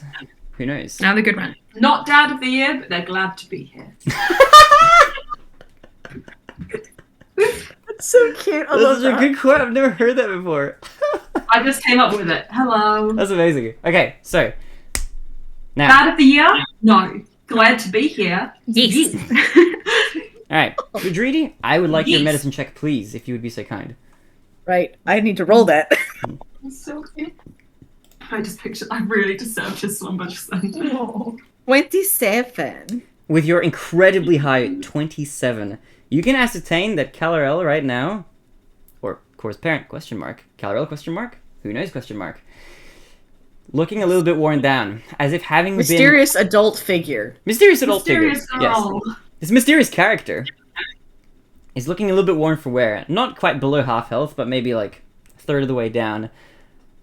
Not looking so great. Looking like they've just recovered from probably quite a lot of spell effects that are now no longer affecting them. That's kind of the feeling that you get. It was kind of like a whole lot of stuff going on that's kind of suddenly been lifted. Nice. Okay. Having a Well- really good time. Little bit of healing coming Calorel's way. Maybe surprising amount of healing. Ooh. I love how Which I Cole need- can heal, and he's just like, no, suffer. Alright, how much healing? I need a calculator. Much Okay. healing. Has Cole ever healed anyone? No. I'm having fun. He's gonna blame Luciano for all of his personality flaws. Like, see this? This is because of you. I Okay. blame you. This looks weird. 1, 2, 3, 4, 5, I can 6. take- Okay, so that was Mhm. you get plus 6 temp HP and 25 Oh, regular HP. okay. Calorel question mark is looking a lot closer to full health now. Looking a lot, lot better. Calorel stops I'm clutching their abused. face as well. Also, Dreedy tries to do this. No, Dreedy doesn't try to do it subtly. She just lets it happen. Thank you. And as that happens, the stones as they come together very closely. Yes, what is that over there? Is another question? Let's go. No, I'm kidding. Okay. The stones begin to rotate around each other and spin faster and faster. And they emanate their own glow now, a sort of fluorescent kind of rainbow color. And from the stones, or from that sort of glowing center, around where the stones are currently kind of orbiting, as they speed up, there's a sort of magical explosion that happens. That doesn't really seem to affect any of you. It's sort of like an almost aesthetic explosion that doesn't seem to have any sort of, actual effects of explosion. Yeah, it's like a color explosion. It's a vibe explosion, alright? It's a kaleidoscope. The kaleidoscope happens. The room around you that was previously completely blank, lacking any color whatsoever, gets completely shrouded in a sort of rainbow of colors. All sorts of fluorescent colors around you now, like a sort of, like a wild dream. And from within the center of the stones it emerges a fluorescent green, blue, and magenta colored large being. Huge creature. Absolutely monstrous, actually. A giant, long, big, menacing, funky, fluorescent dragon appears. A dragon? Sorry, from the stones. From the center. Almost like a portal from another world. They're all kind of just spinning around each other very quickly. And from within there, it's like a sort of magical. Yeah, we did have a dream about a dragon. And how long ago was that? Ages ago. Yeah, it's a dragon that looks kind of like that. A little bit more fluorescent. Also, Ellen, did you have a question? It's just like, what style of dragon are we going for? It's like a serpent almost. Like that's the kind of dragon. It's not the standard kind of like the wyvern style dragon that you might see a lot in D&D. This is more like an almost like serpent like dragon with a dragon sort of head, but like an Asian dragon. Yeah, exactly. Yeah. It's a very, very long, windy dragon that kind of comes out like a snake. Almost. Are you doing Cornelius 2.0? Do you say that, Cora? Yeah. It comes out and it doesn't acknowledge your question immediately, and it kind of swirls around. Its body extending almost infinitely from the center. Jade just says, "Are you my dad?" It floats around you all. It's the dragon. Hundreds of feet away, it seems like, but monstrously large. And it kind of wraps around you all. Not like physically touching you, but kind of encircling you. And then like almost completely encapsulating you in like an orb of dragon body. And its head comes up to you very closely. And it looks at all of you one by one. And it gazes at you. And then it goes... And you feel a sort of gust of wind blow over you as it exhales. It has been a long, long time. It says, in common. Very friendly to everybody. I would also understand any language, because I understand any language. Well, actually, what kind of languages do you all speak? I speak every language. You want the whole list? Well, hold on. For flavor, sure. Let's go for some fun. I speak Common, Druidic, Elvish, Orc, Sylvan, and Undercommon. Okay, cool. Virginie? Exactly ditto. Really? Okay. I speak everything. Speak everything? Okay. You would hear that it has been a long time, almost like overlapping. You hear it in common, but you hear this sort of echo of all the other languages that you understand underneath that, kind of emanating, as if it's like a room echo almost. And that's the way this being sort of speaks. That's the kind of like vibe that you get from how it talks. It's like this undercurrent of other languages kind of reverberating from underneath its voice.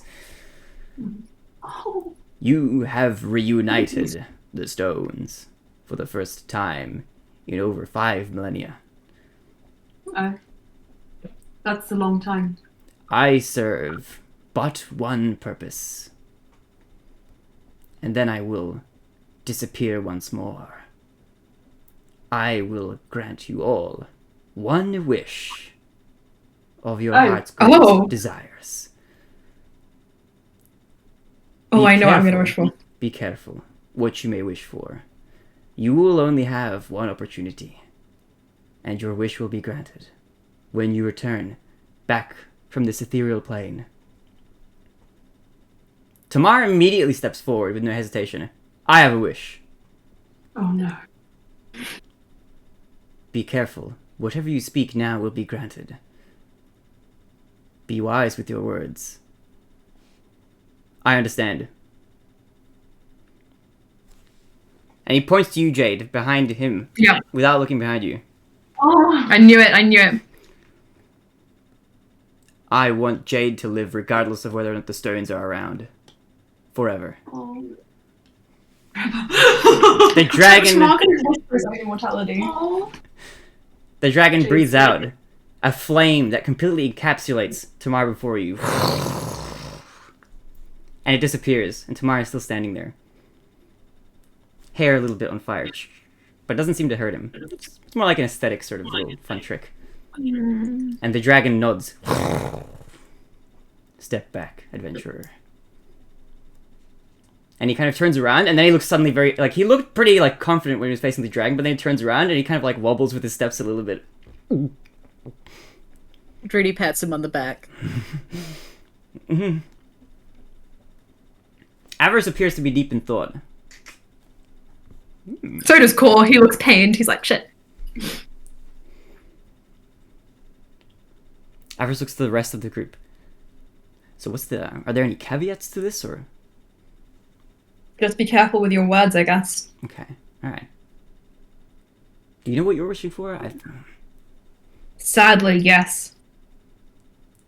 Jade is going to look at Tamar and just say, Tamar, what do you want? You used your wish for me. There is something I was going to wish for, but I'm indebted to you.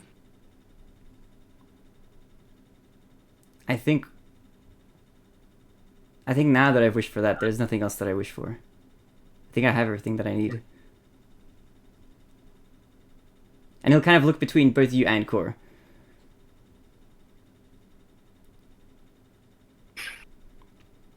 At this point, however, Alaria will step forward. Dragon. And he breathes out. Speak wisely.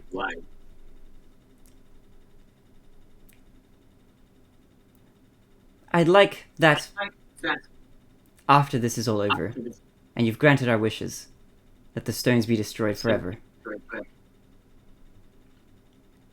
And the dragon breathes. And a flame comes out and engulfs Alaria completely. And it nods again.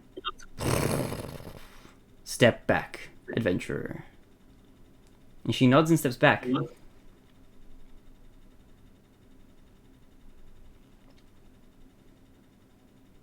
Avarice appears to be deep in thought still at this point, kind of pondering.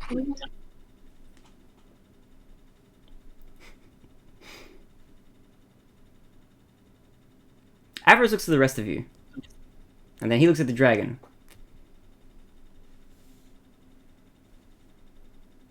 And then he steps forward. Dear dragon! The dragon says, speak wisely, adventurer. I'm the wisest of them all. I can only speak wise words. I would like... May I ask some clarifying questions before I ask for my wish? No. Speak wisely. Okay. Alright. I would like to gain 1 million gold. The See, before Core's character development, it would have been that. And Avarice looks... But you could ask for endless gold, you twit, Core says. Oh, true! And he's engulfed in flames. And the dragon nods. Step back, adventurer. Okay, alright. Thank you. Thank you again. Thank you very much. Be quiet. Okay. He steps back. And his head is sort of tilted down, and he looks back at all of you. This is a scary experience. Alright. Is Cole going to be upset if Jade... No, don't say I'm on sound. Don't. Yeah. I'm not going to give you any clarification. Ask Tamar, don't ask Cor. Cor knows what he's wishing for. Who's next to step up? Dreedy? Dreedy steps up. Speak And wisely.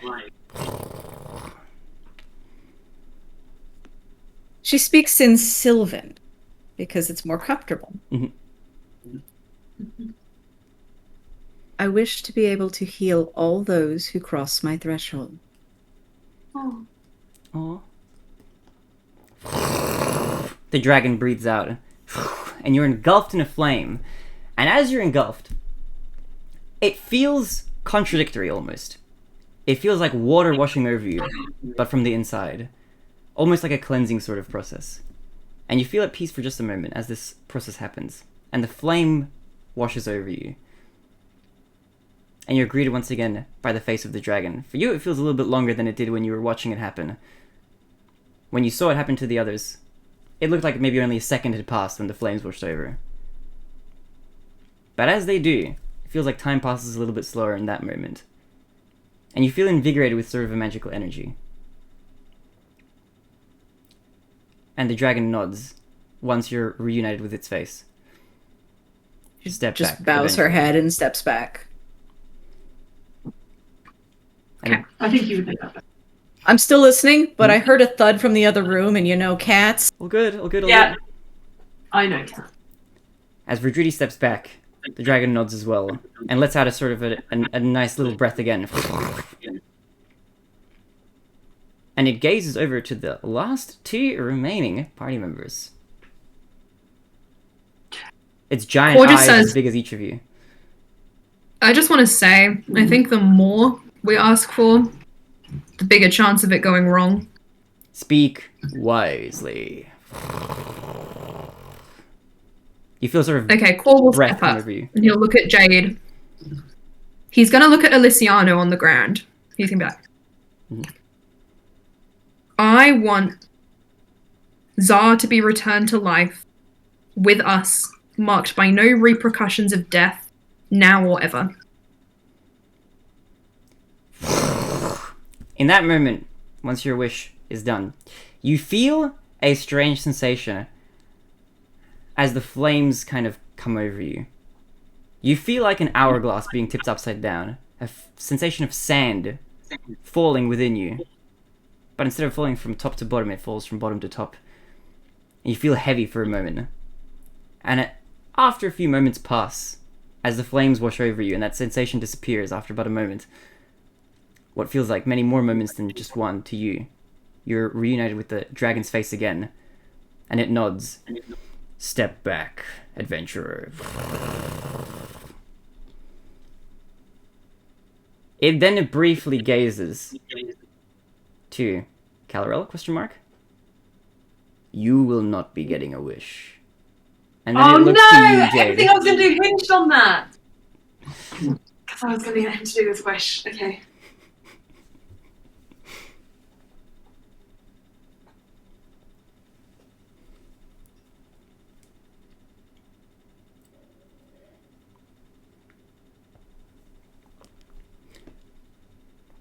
Its giant emerald green eyes glistening, looking around, now fixate on Jade, the last remaining adventurer in the party, with a wish to be granted. I would like to look at Tamar, and I will just say, do you want to be immortal? Yes or no? Your answer now will determine what I do. I don't desire it, unless you wish for it. That is, I want a yes or a no. No, I don't. Cor looks like he knew this.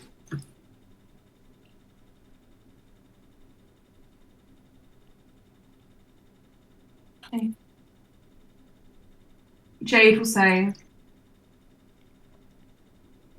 I come from a society of people who are lost. I wish for those people to be restored to life so that they may flourish again. You are covered in the flaming embrace of this dragon's breath as it breathes out, and a strange sensation washes over you as you feel like air, cold breeze, fills you up inside, swirling around in almost a sort of tornado. As the tornado dissipates, you feel that sort of peace within you for a few moments as you're completely engulfed in the flame. From the outside, it only lasts a moment, as is the case with all of you, but from the inside, Jade, it feels like a few moments pass. And as the flame finishes washing over you and you're greeted again by the sight of the dragon, it then nods. Stand back, adventurer. And you feel its breath on you one last time. Do you step back? As you do, the dragon breaks eye contact and closes its eyes as it begins to continue swirling around you all again. In the sphere that's been tangled around you like a ball of yarn from the inside, it begins to untangle itself slowly. And as it does, you feel yourselves losing consciousness for just a moment. A dizzying state that you feel like you can't fight. And rather than being brought back to the light, you are instead engulfed by darkness. As if passing out.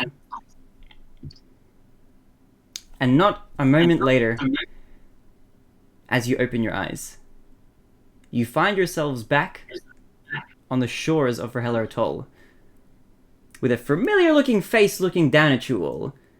You see a fuzzy cat. It's Cloud.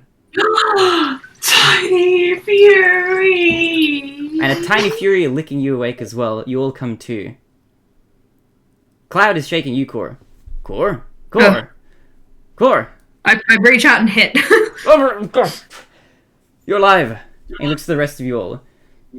Verdridi, you are shaken awake as well by one of the birdmen, who are now very buff. They have bird muscles right now. They look like bird bodybuilders, but they're gently... Verdridi also gives a whack. You're alive! Dream men. Yeah. The birdmen awaken you. Oh yeah.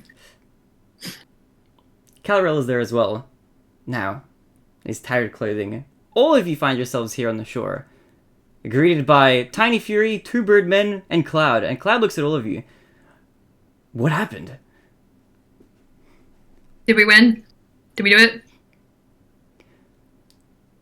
I don't know. Cool. I'm gonna roll over and shake Calarel. Do you want to kill us all? No, I don't.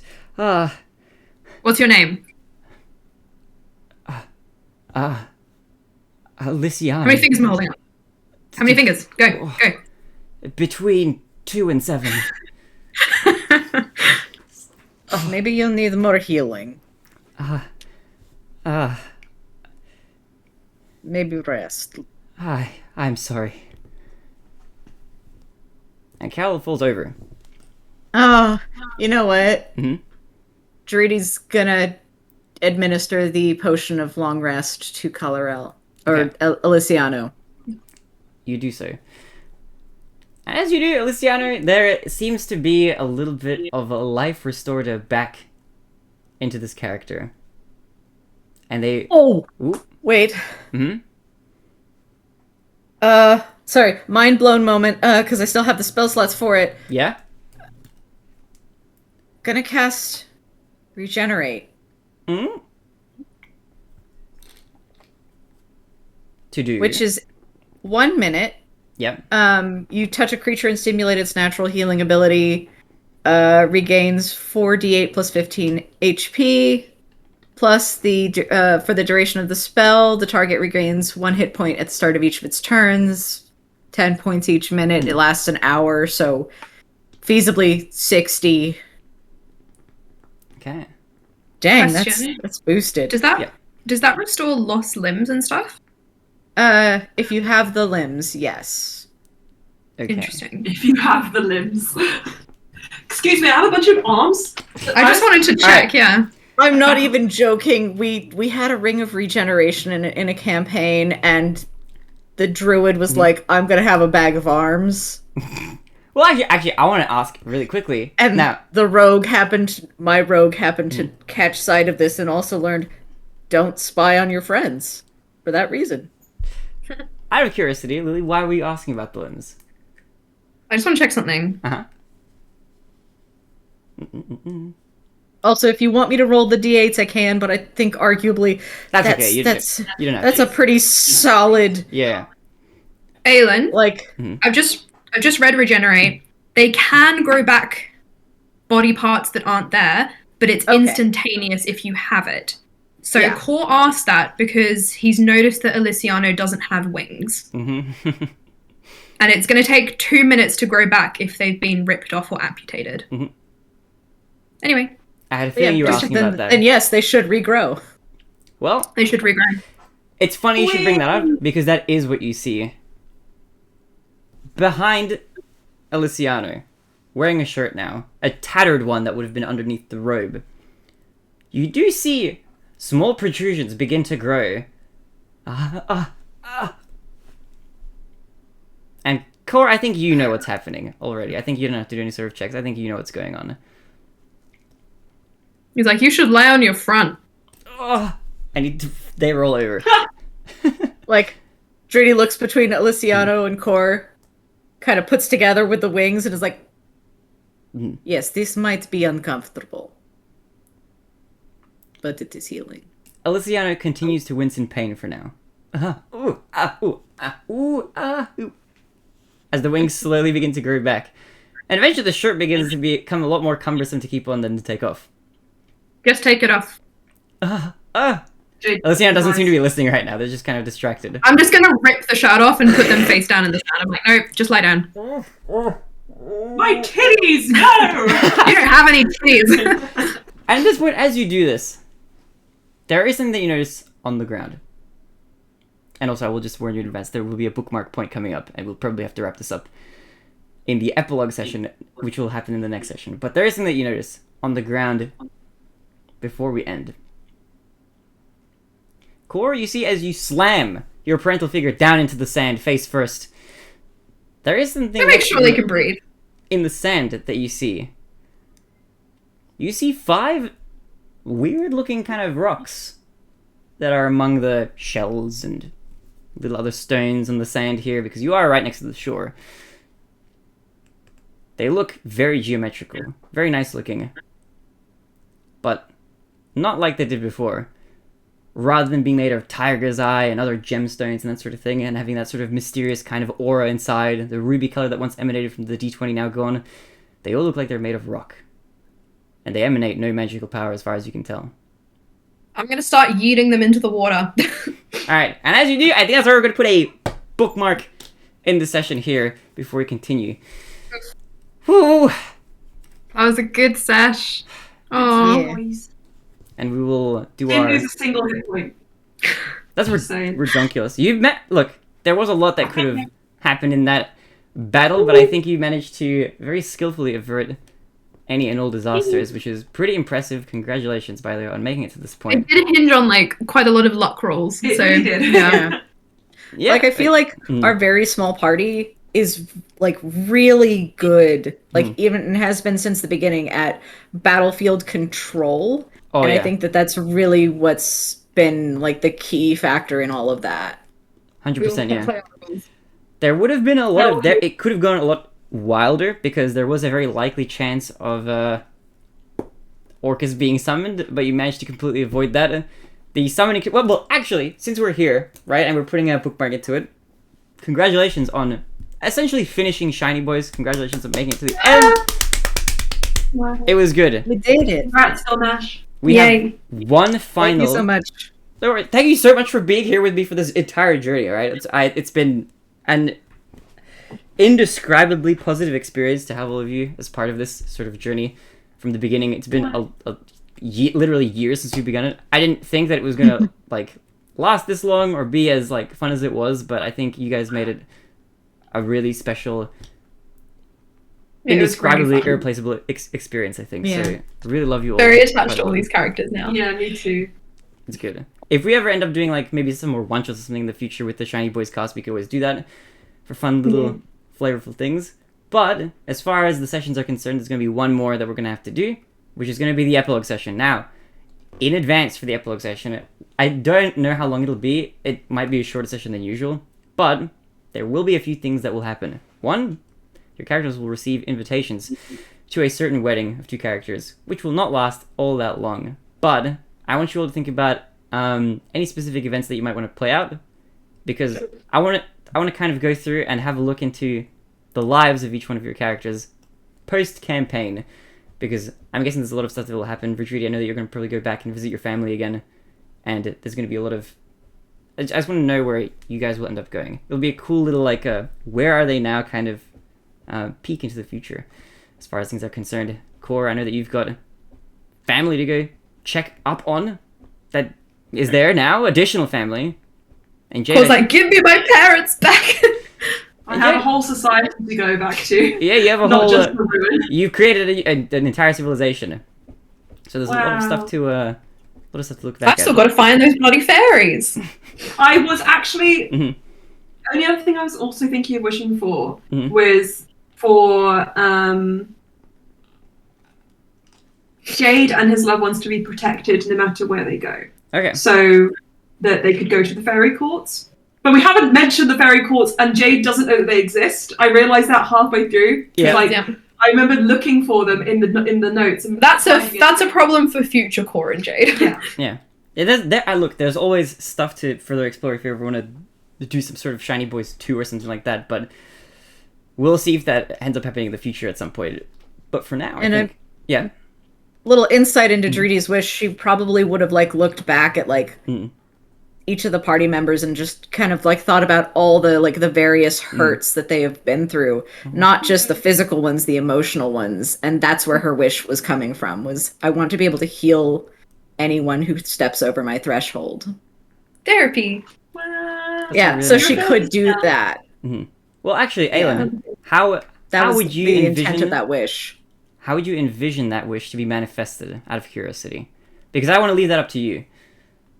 And for all of you, in a way, I want you to tell me how you want that wish to kind of manifest. I mean, that does kind of wrap up into what she intends to do in her epilogue, which is to set up essentially a home, which is also a medical practice to Uh-huh. treat people. Okay. I like that. Cute. Hence the that a lot. threshold wording. It's cute. It's cute. It's cute. It's very good. I like it a lot. Your characters have come a really, really long way, and they've been through a lot. But I appreciate you all. Yeah, Core made his wish for someone else.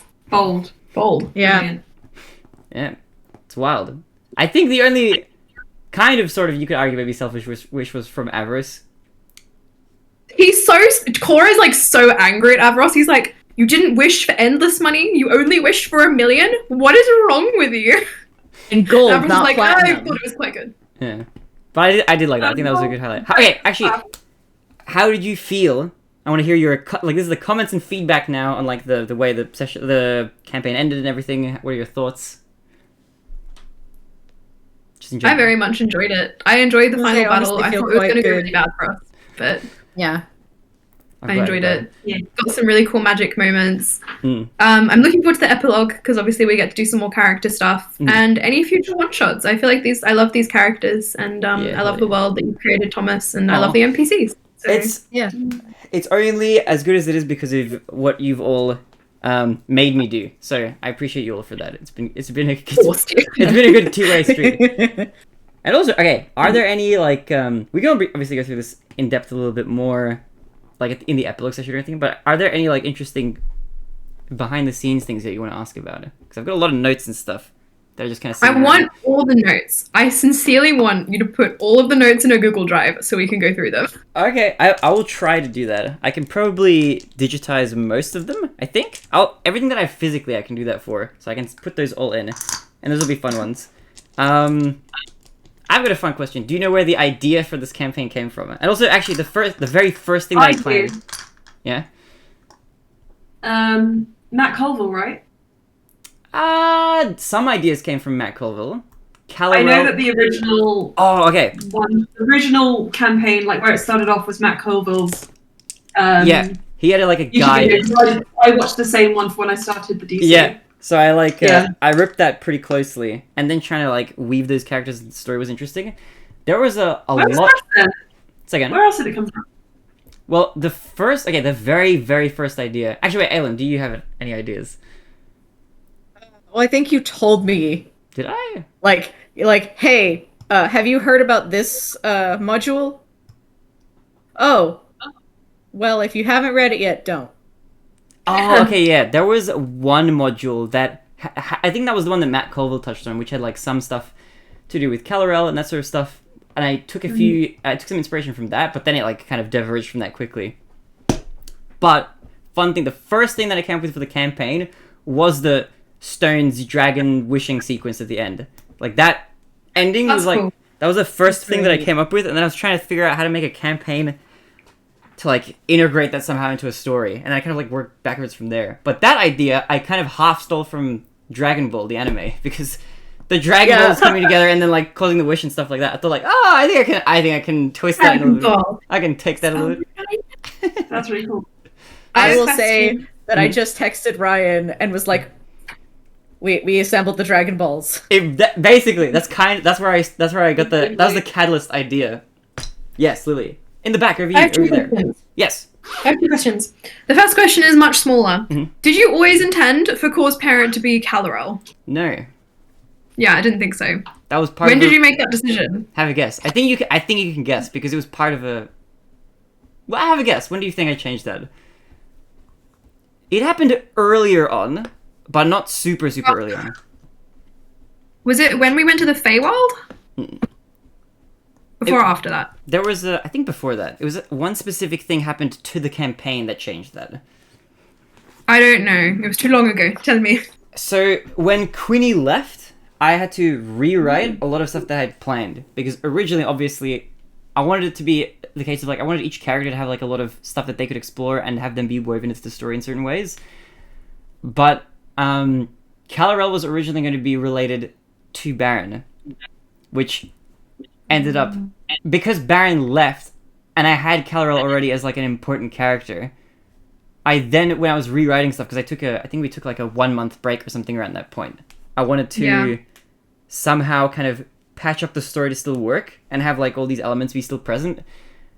And that's the way I ended up coming up with That's fun. weaving it in. And it was good as well because I think originally I was still trying to come up with Core's backstory and weaving that into the plot really well. So that kind of presented itself as an opportunity to do that. So then when that happened, then I kind of wove your story into that when I was writing Baron out. And there were a few things that I think that didn't merge over completely perfectly as a result of that, but I think those areas didn't get super explored, so that didn't end up being too obvious. My other question was, what's going to happen to the royal family? They've all been killed, haven't they? Yeah, we never resolved that. Oh, okay, so I think what happened, I'll have to go through and check the notes, but okay, there were a few things that was a plot point that you could have explored, and that did have a resolution, stuff like that. But I think because you guys chose not to explore it, it ended up kind of dissolving on its own. What happened was, and we can go through this in more detail later, but the vague sort of notes that I had for it was the king who had disappeared originally, right? This was going to be, what was the Dragonborn's name again? I forget. Was it Eldra? Yes. Oh, the girl. Yeah. Eldralith. Eldralith. No, there was going to be... So, she had a father, right? And that was the king who'd gone missing. The king had been turned into Mr. Sheep, as you so called them. So that was... The sheep was the king. And there was going to be a plot there that you could have explored if you had so wished of, uncovering that and turning him back into his normal Dragonborn self, back into the king and, restoring peace and balance and that sort of thing. But I think because you guys were just not interested in like pursuing the sheep, it's just like, ah, yeah, Mr. Sheep, cool. We were interested, but we thought he was like kind of an omnipotent, elusive figure, I think. Ah, okay, yeah. I think there were also like Yeah. other pressing matters that I think you guys decided to pursue, which was like more character and stuff as well. So that ended up dissolving. I think Mr. Sheep ended up dying, but I forget what I wrote down as like the explanation behind the scenes, because that ended up being dissolved. This is why you have to make a Google Drive. Yeah. True. What happened to Celeste? And was he part of Jade's community?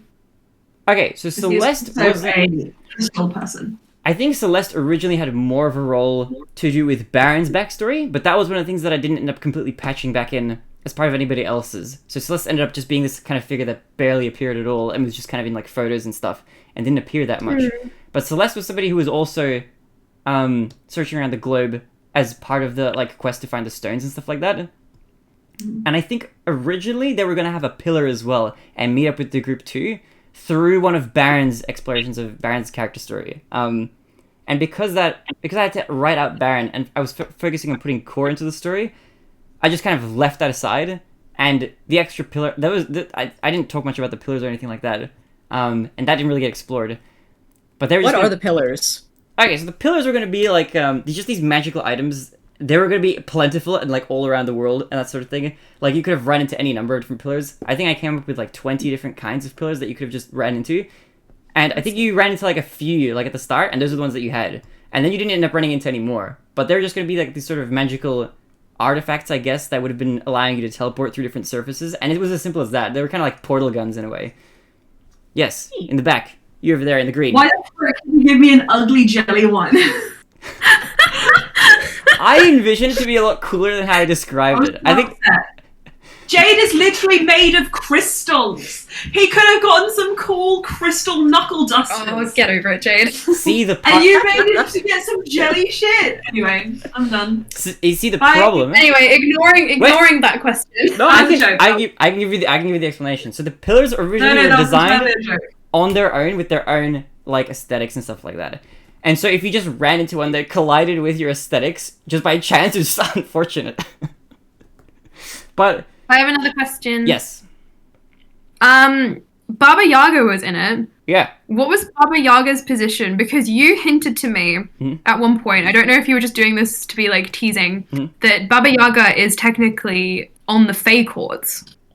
What was Baba Yaga doing? Oh, okay. The fake courts and stuff didn't get like completely fleshed out at all. But she was initially going to be like a mini boss type character that you could have battled in one of the planes, and it was going to be in the plane that you guys didn't end up visiting that long. Yes, Aelin. Yeah. Okay, so what was with the weird off planes? The weird off planes. Oh, okay. So there was going to be a plane essentially that was going to be relating to each one of the stones. Like each one of the stones that you picked up had like a corresponding plane that existed somewhere. And I think you visited the plane for the D8. That was the first one you visited. That had the real Calarel trapped inside. That's the original Calarel that like existed in the real world who was disappeared. And the identity that the fake Calarel took on was like a, we're going to make this old professor from this university basically disappear, and we're going to just put in this new character that's just going to take on the appearance. And that's why Calarel looked human and acted a certain way originally. It was just kind of like a sort of, they've just been banished now and they're not allowed back there, but Calarel still exists, they're here on paper kind of thing, and the real Calarel has been banished over here to like just kind of make disappear. There was going to be a plane for each one, like a plane corresponding to each stone. Not very like this stone just happens to have a plane, but it's just going to be a sort of like a nice kind of like a juxtaposition of like there's 5 planes and 5 stones, even though they're not necessarily related. It's just going to be like a sort of mirror, and that was just going to be an interesting aspect there. They were all going to have their own themes and things that you could visit. Time travel was going to be like part of one of them. Like there was I had designed an inn that you could go get drinks from, and it was like a time traveling saloon almost that you would see throughout the rest of the 4 planes that you didn't see. That was going to be kind of like jumping between them kind of thing that would appear and disappear and that sort of thing. I think the closest you got was there was some like electrical explosion or something that happened in the distance that you didn't end up investigating. That was going to be the saloon that when it appeared, it was going to make this sort of electrical charge or discharge when it appeared and that sort of thing. And there was going to be we need the notes. There was going to be some Drop the notes. Questions. goat minotaur and stuff. Yeah. What happened to Driti's family? We never met them. So They were fine in the end, weren't they? Yeah. So, what I think, what was going to be part of part of Zefsie's plan originally was going to be to bring a bunch of magical people kind of with him to be able to kind of create a sort of like a magical court that would be able to help him kind of rule the world if Orcus was summoned. And he was under the impression, because he had been in that area and he had lived near that town for many years and he knew some of the people. He was under the impression, obviously, that he could maybe convince people to be on his side and do a little bit of brainwashing as well, which obviously wouldn't have worked very well, but that was going to be kind of that was originally going to be what was going to happen. And he had created a way. There was a spell, essentially, that was researchable, that was available in the world somewhere, of creating like a plane that would like swap a plane out in the real world, switch it with like a different sort of plane, and keep one plane in limbo, not subject to time. So it would be kind of frozen in time, and time would move in the real world, but it wouldn't move in the plane. So whatever plane was trapped in there was stuck kind of in this limbo until he kind of resummoned it. And I was going to play that out, but you guys ended up not investigating that too much. And then I had to talk with Aelin, and that ended up kind of changing a little bit as we went on. But that was kind of the original kind of thing that was going to happen. And there were ways to kind of go explore that, and there were like quests to do with that. But because it ended up being kind of avoided just by chance of doing other quests and stuff, it just ended up being avoided for so long that I ended up kind of scrapping that idea a little bit and kind of rewriting it a little bit. So that was originally the plan. Yes, you in the back over there in the pink. Another question. Yes. With the whirlpool, did the sacrifice have to be a fairy, or could it have been anyone? Fairy. It had to be a fairy. It had to either have been some amount of blood from either you or from Aliciano, because those are the only two fairies that you know of. Although I don't think you ended up running into any fairies either. But that might be something for the epilogue potentially. So I won't go into that too much just yet. I think Paul's going to go after the fairies next. He's like, right, let's go. But essentially, the one ingredient for that ritual was going to be fairy blood into the whirlpool. However, Zefsys was lying. It wouldn't have taken an entire body sacrifice. If you had just bled into the portal at all, that would have been enough. And the summoning ritual would have started. Kill him, then. Yeah. So he just wanted to throw him in there for the sake of like being an evil asshole. But if you had even bled a tiny bit into the portal, if it was the real core who bled into there, then that would have started the summoning ritual. That was like the last final ingredient. So I guess what Zefsys' plan would have been in the battle, which is what he was trying to do, was to get some of Calarel's blood and then get it into the portal at any means, even if it meant chucking himself in there, basically. However, you guys managed to restrain him really effectively at the beginning of the battle, so he didn't have a chance to lay any claws on Calarel whatsoever. Yeah, Core was like, nope, no, that's mine. Yeah. Off. But if you had have summoned him, that would have been a 405 hit point monster to defeat with some pretty chaotic abilities. So that's why I was originally saying, like, that's a warning, just in case it might go... Like, I wasn't going to hold back. But I had the feeling that, you know, if you had managed to completely subvert and kind of prevent Zefsys from being able to do anything, then you would have succeeded with flying colors, which is effectively what ended up happening. Yes, you in the green. Okay. At the beginning of the game, I said that Jade was carved by the people who were in his civilization and his, like, you know, to resemble a deity. Yep. Which deity was it? I can tell you, actually. Because I never found out, because we never went back. Also, after this question, I'm going to go make lunch, and then I'm going to pester Thomas for the dogs. Yeah, I will make sure to play as many as I can. Okay. I'm hungry. Okay, hold on, let me find.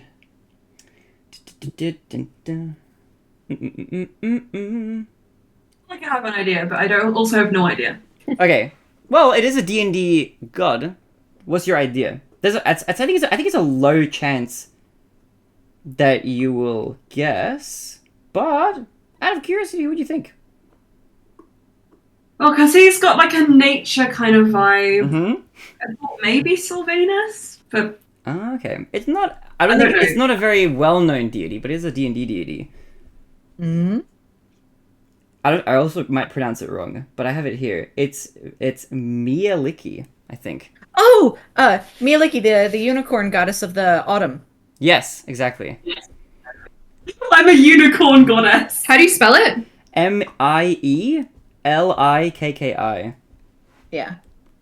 I can drop it in the chat. In lore as well, in the lore of the Shiny Boys, that's the same god that also crafted the 6-sided stone, or the D6. Oh, Jade. I'm a unicorn goddess. Oh my god, the way that we've... I somehow don't think you look like that. So, you know that MLM. canonically Mielikki looks like Jade now, because we've got the Uh-huh. whole campaign. We've got the whole campaign with Jade looking a very specific way, which isn't that. I mean, you can kind of interpret it as you like. Worshipped The Mielikki, forest Sylvanus, and Eldeth. So, hence my knowledge of Yeah. them. So there you go, that's the fun lore there. I can also tell you which god created which stone, because it's all here. So is this the goddess who Jade's like society was built around? Pretty Like much, they yeah. worship her. As well as like a few other deities as well, but this is the deity that would have been personally responsible for like the crafting process and who you would have been kind of carved in the image of, although it doesn't necessarily have to be like an identical image kind of thing. It's more like a kind of... It's a lot... Deities aren't really like trapped to like one physical form, if that makes sense. They can kind of take on other forms as well. So that's kind of how I flavored it in my own like lore that I was building. Kind of like the Egyptian gods, where the animal head is actually representative of the animal aspect, separate from the humanoid aspect, Exactly, yeah. which is Yeah.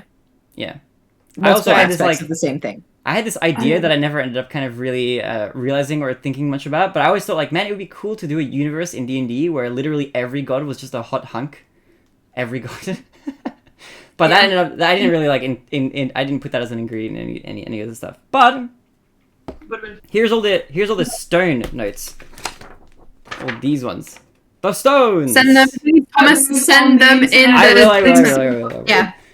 Into the Discord, we because we will have a whole see you guys server for soon. this. Yep, I will... Can we please do the epilogue soon? Because Yes. I need more content. For sure. I will try to do it as soon as possible. Hopefully, I'll try to even do it next week. When do you get back for your job, Thomas? I hear back on the 27th, but I'm fearing that after I get the job that I might be a lot less available than I am currently. But right now, I have a new day free and a new day They're unavailable. not at all available currently. What does that mean? Well, I work right now I work 25 hours a week to 30 hours a week, but I think with the job I'm working 40 hours a week. But during the day, right? Not like at night. Yeah, during the day, I think, yeah. But Like 9 to 5. I don't know, actually. I think it might be something like that. Okay. We'll work this out another time. Yeah. Let's do the Yeah. epilogue soon. It'll be all good. Thank you so much, guys. Thanks, guys. Yes, And thank you so Thomas. much. That was awesome. Bye. Appreciate you all. Lots of love. Bye. Bye. Bye-bye.